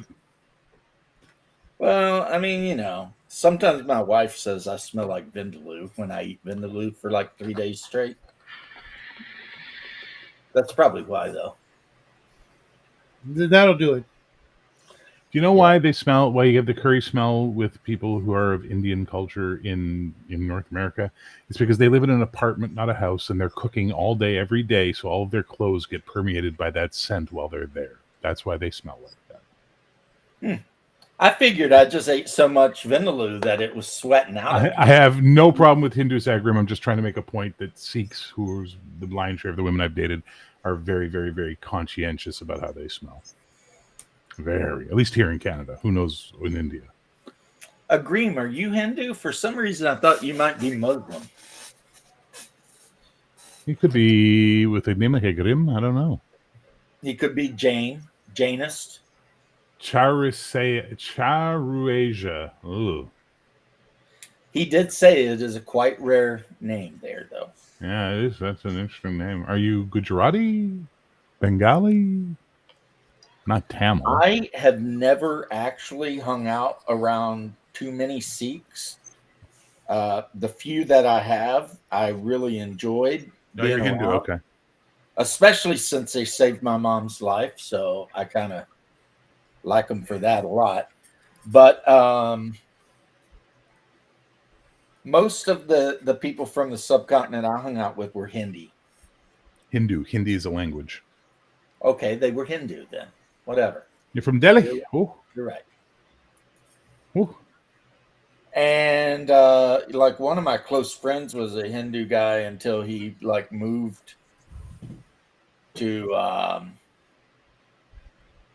hell, I don't even know, somewhere in Central America or something to help work on a rocket system or something. Because this dude literally was a rocket surgeon. So I remember it was funny because when we'd all hang out at the comic shop together, like we'd send someone out to get burgers from like Burger King or something, and they would always bring his burger back. It would be a Whopper with no meat or cheese, but double condiment. So it was basically 2 pieces of bread and like this much lettuce, tomato, and pickle on it, like 4 inches thick, you know. But I do think he might have ate chicken. I'm not sure really, but definitely he was not eating any cattle, even though he had, but he just didn't do it anymore. But yeah, smart guy. Yeah.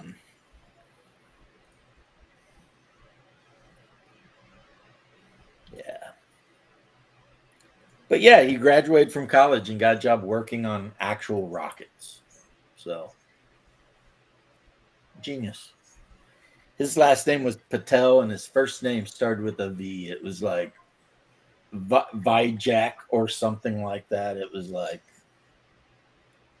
and he had a cute sister too, but she would only ever like talk to other Hindus. You know, they were like that, you know what I mean? Because that's how some cultures are, you know?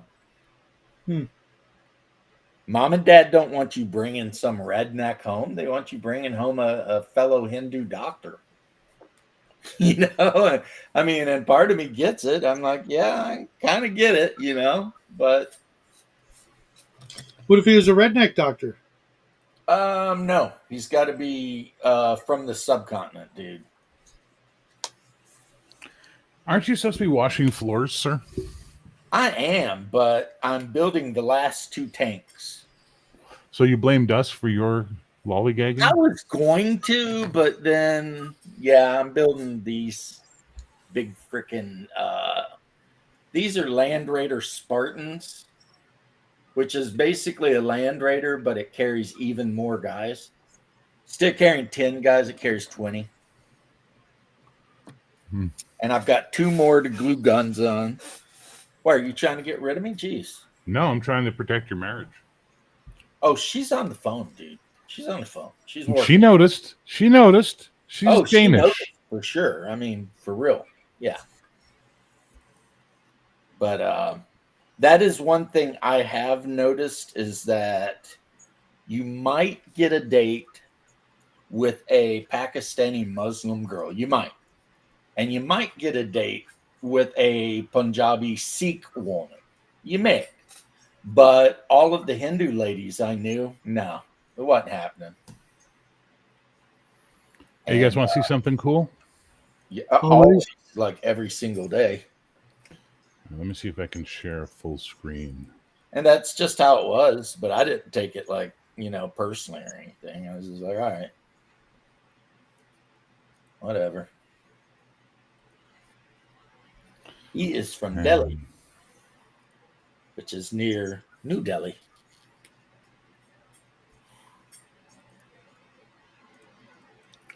It's making it hard. Hang on, I got to do it another way. Give me a second. Give me a second. I will show you. Well, Shadow's here. It's always going to be hard when Shadow's around. And he's in the big picture too, so we can get a really good look at that well-coiffed hair and beard. Look at this guy. I see why he's so popular. Yeah, if only. He's a real Don Juan. The ladies Don Juan, nothing to do with him. See, I don't believe that. I think when Shadow was single, he was probably swimming in it. Swimming in it. Swimming in it. All right, here you go. So we've got a new look at the heroic cover. We made a change that we really liked a lot. So there it is. So most everything stayed the same, but he had posed Lady A like this. And so we said, you know what? Let's move all the characters around and position them so that it looks like they're being directed somewhere. And I think it looks great. There's one more character to go in here, I think. I'm pretty sure there's going to have to be something in that space. But otherwise, yeah. Well, that is really cool. And again, not that I'm going to say anything because, I was trying to talk you up and you treated me like a jerk off. But, suck a bag of all the dicks, you fuck. How about you ingest the statue of Richards, my good sir? The what? I said ingest the statue of Richards, good sir. Why don't you get your dick out of Shadow's ass? How about that? I will not. It's never going in. That's why. Oh, it's there. No. It's true what he says, and I'm not feeling a thing. Well, I am at least 4% Irish, and we know which 4%. So, I would appreciate not being body shamed for things that I can't control. Oh, there are lots of ways to control that. All of them painful, but yes. Would you know about them? I watched Austin Powers. Oh. So Swedish penis pumps are your bag. Well, I was going to say, they could be your bag, and there's no need for them to be my bag. Really?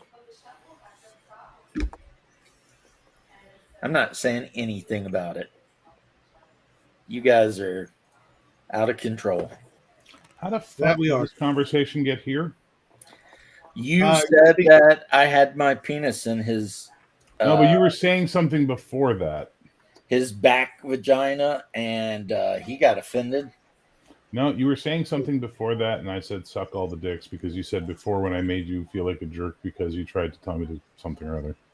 Oh, yeah, I was going to say something nice about your heroic cover, but now I'm just like, why bother? Now you're just thinking about Shadow's ass. I get it. I understand. No, I'm just like, why bother? This guy, I'll say... Oh, shut! That's why I said shut the fuck up, because you're talking like a girl. I'll say, that's an awesome cover, and he's just going to be like, yeah, whatever, shut up. Did I make it? Did I make that cover? I don't know. Did you? No, it's the artist. So yeah, it's a fucking awesome cover. It looks amazing.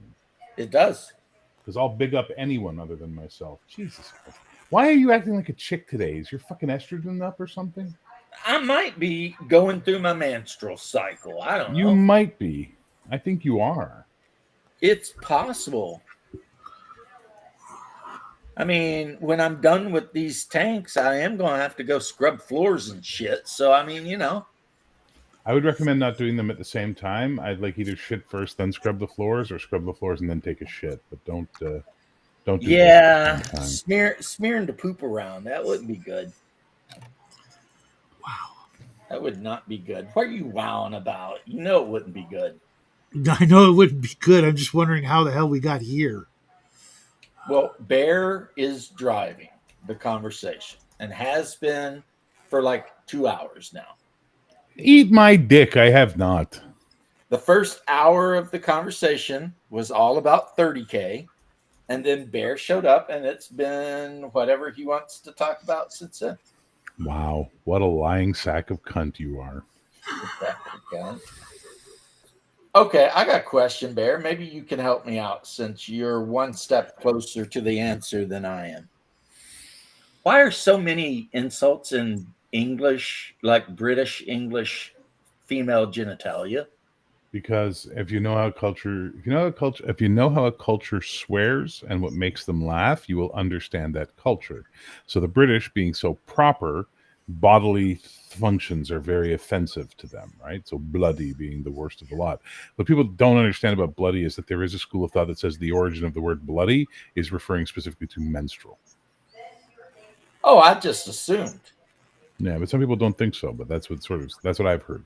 Now, cunt is the harshest word possible, which is why Scots, Irish, Australians use it, because they know it really upsets the British.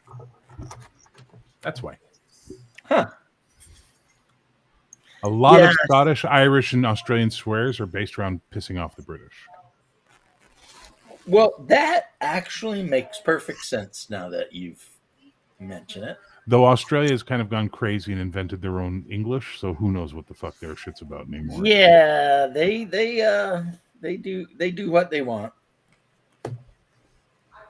But like I've always wondered, like in America, people freak out if you say like,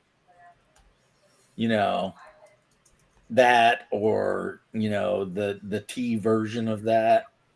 And I wonder if it has something to do with just America being so feminized that people are afraid to say twat, No, the majority of American culture is sadly founded out of Puritans. They had way too big an effect on your culture. The Puritans, oh my God, like way to the Mayflower people. Well, I mean, Shadow would know since he did come over with them. Yeah, it's overrated. Think about this. They were so uptight, they got kicked out of England, went to Amsterdam, and were so uptight, they got kicked out of Amsterdam. As a people, that's a pretty uptight group of people. And then they come and colonize America and bring their puritanical values with them. And as a result, that has always been stuck in American culture, which is why the Southerners rebel by being more savage and more sort of herder culture, like that sort of the proud, the pride and the uncouth. Yeah, exactly. So you get that as a reaction to the North, which is more puritanical, right? Yeah. I always thought it was just that the South was so much more awesome. No, because the South was mostly settled by Irish and coastal English, who were herder cultures, and they did the same thing there to rebel against the British authority over them. No. Well, what's his name? Thomas Sowell has written books about this subject. Yeah. I saw the one book he wrote. It's something in Black Rednecks or whatever. Yeah. Oh yeah, all that Georgia culture, all that hip hop Southern bullshit you see is 100% transplanted from coastal British sheep herding. Yeah. Well, those guys get around those sheep too long. I mean, get all antsy in the pantsy. Anything could happen. You know what I'm saying? Well, Shadow can tell us he was there.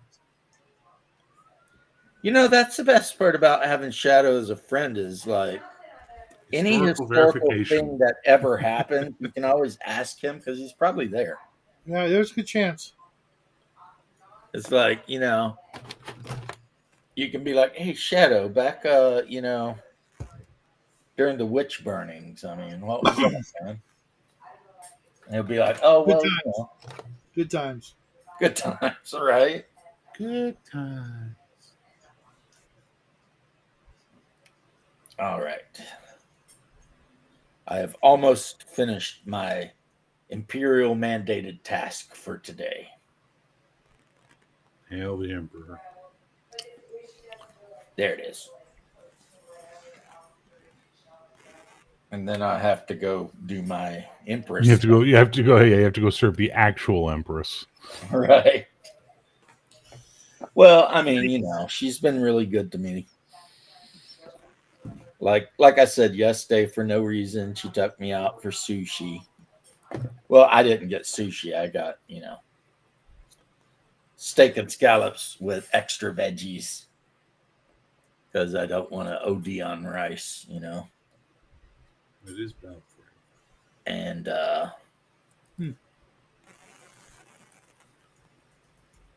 you know how it is. Yeah, Well, I can't remember the last vegetable I had. Really? Yeah, not a fan. Of any of them? Onions. Oh, okay. Well, yeah, onions are awesome. I'll give you that one. Yeah, that's understandable. My wife makes this amazing zucchini yellow squash casserole. I mean, really, it's to die for. Honestly, it is just so good. Take your word for it. Yeah, I mean, if you like squash and zucchini and butter, you're going to love this casserole because that's basically what it is.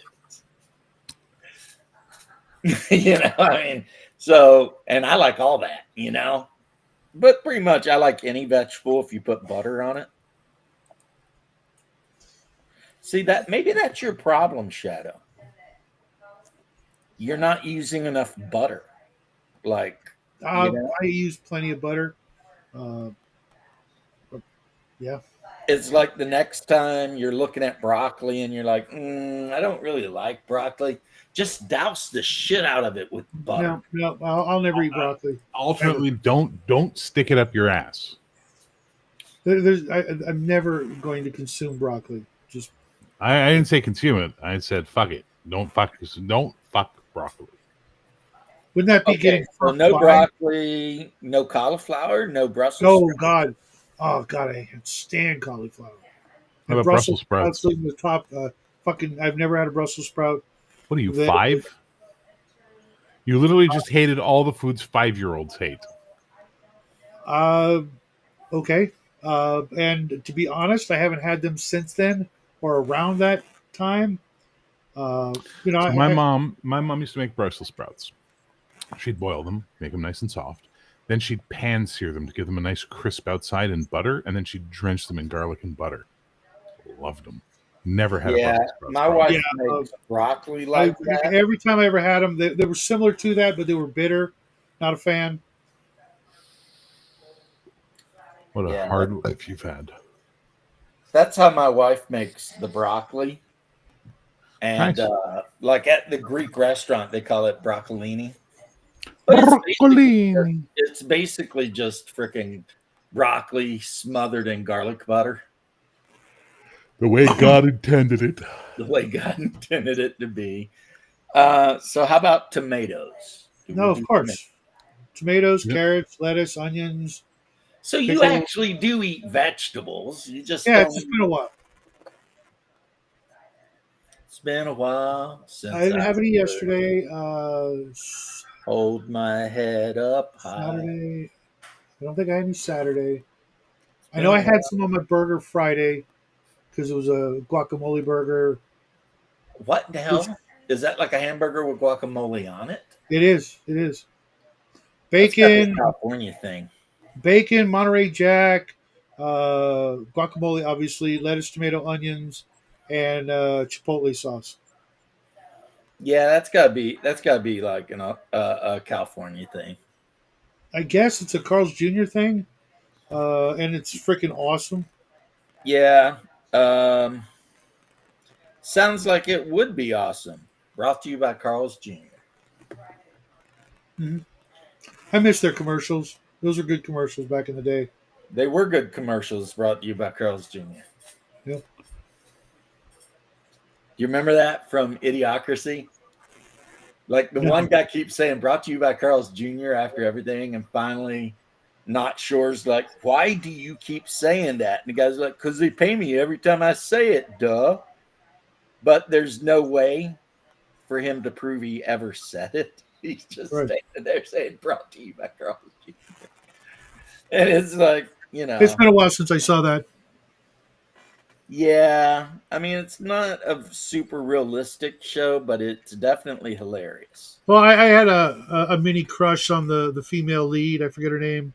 Really? Yeah, kind of. I thought she was cute. Really? Yeah. I know she's a raging lefty now. What probably who we was that. talking about? Well, I don't Idiocracy. care about her being a raging Who? lefty. I'm just surprised that you thought she was cute. Shut up Who for a was second. Who? Who was the female lead in Idiocracy? Oh, Yeah. Maya Rudolph. Okay, that was the name that was going in my head. Oh yeah, I thought she was cute. That's all I said. No, she was cute when she was younger. Yeah, No, SNL era. nah. Yeah, but She then, was then, cute. then her She face wasn't turned beautiful. kind of She was cute. She wasn't gorgeous. She was just cute. Yeah, that's what I said. Yeah, I And then don't. her face turned into a mushroom. What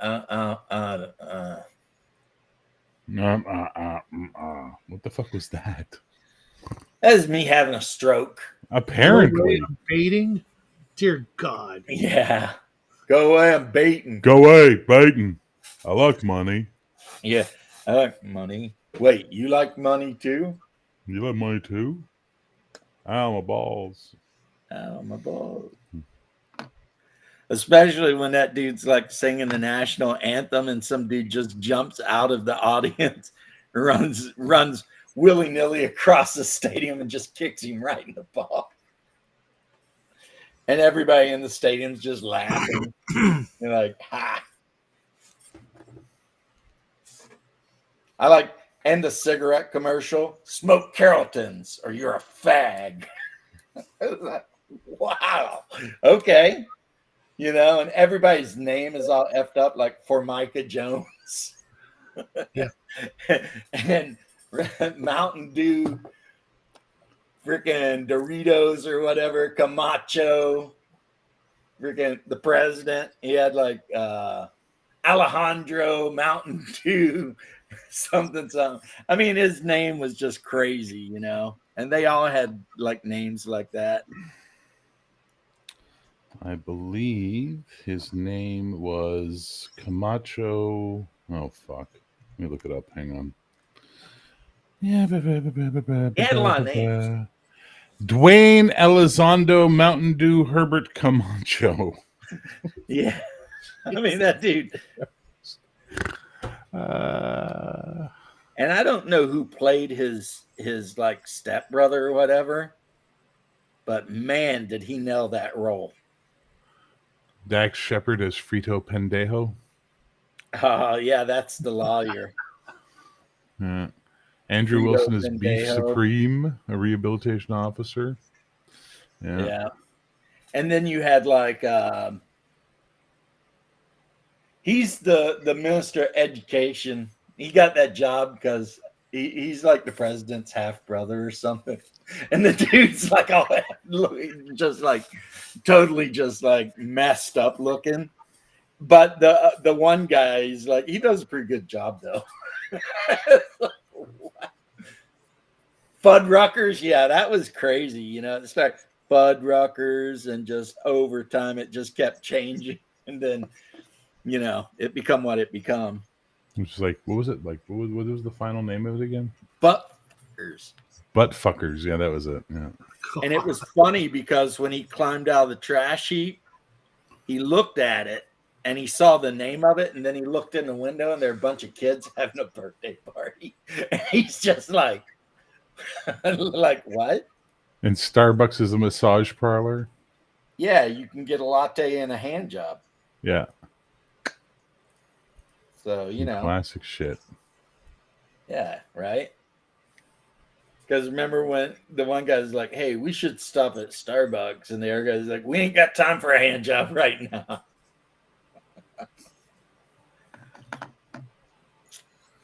Frito. And the little kid who was like the minister of the interior or some shit because he won it from a contest in a cereal box. And they all had their job on their sleeves so they could remember what their job was. Because Frito had attorney down his sleeve. God. Oh my God, Frito. Yeah. And he broke my house. And that's not cool, man. And the guy's like, you're my attorney. Stop agreeing with them. And also, he sounds like a fag. Yeah. And they're like, yeah. Mhm. His clever attempt, his clever escape from prison. Hey, man, I'm not supposed to be here. I'm supposed to be getting out. And the guy just smacks him in the head. You're in the wrong line, dumbass. You're supposed to be over there. Thank you. You had that really big, fat, bald white dude that was just like sitting on the other dude's head. Yeah, that was not going to be a good situation. Not at all. I feel like James is now just having images pop in his head, and he's like just reliving the movie. And stuff. I am, and it was pretty awesome. You know, it was pretty awesome. Again, I learned a word from that movie that I occasionally use even to this day, but usually only with my brother and super, super close friends in real life. Which is Scrote. Scrote. Yep. Like Camacho was always calling not sure Scrote. You know, he's like, come on, Scrote. It's going to be okay, you know? And after you're done with this, you'll get your presidential pardon. Now hand me a beer. Get yourself one too. You know, there he's driving. He's like, hand me a beer. Get yourself one too. It's like, okay. Yeah, sometimes when me and Haas are hanging out, I'll be like, what up, Scrote? You know? Where's he been? I haven't seen him in like a month. He was on earlier, and we were chatting with George about various things. And then he decided he wanted to go get a pastrami sandwich. That's what I had for dinner yesterday. Yeah? But the real question is this. Did you have it on white bread with mayonnaise? No. Okay. All right. I'm glad to hear that. We can still be friends. Yeah, there's only 3 things allowed on a pastrami sandwich: mustard, pickles, and occasionally cheese. Oh shit! There's a live shooter on the grounds of University of Virginia right now. Again? Yep. The motherfuckers can't catch a break up there. Don't worry, Scrote. There are plenty of tards out there living really kick-ass lives. Yeah, I love that guy. Well, it says here that your shit's all effed up, you talk like a fag, and you're retarded. And he's just, that's what the doctor says to him. And he's just like, wait, what? Don't worry, Scrote. There's a lot of retarded people out there living kick-ass lives. Like my ex-wife, she started, and she flies airplanes.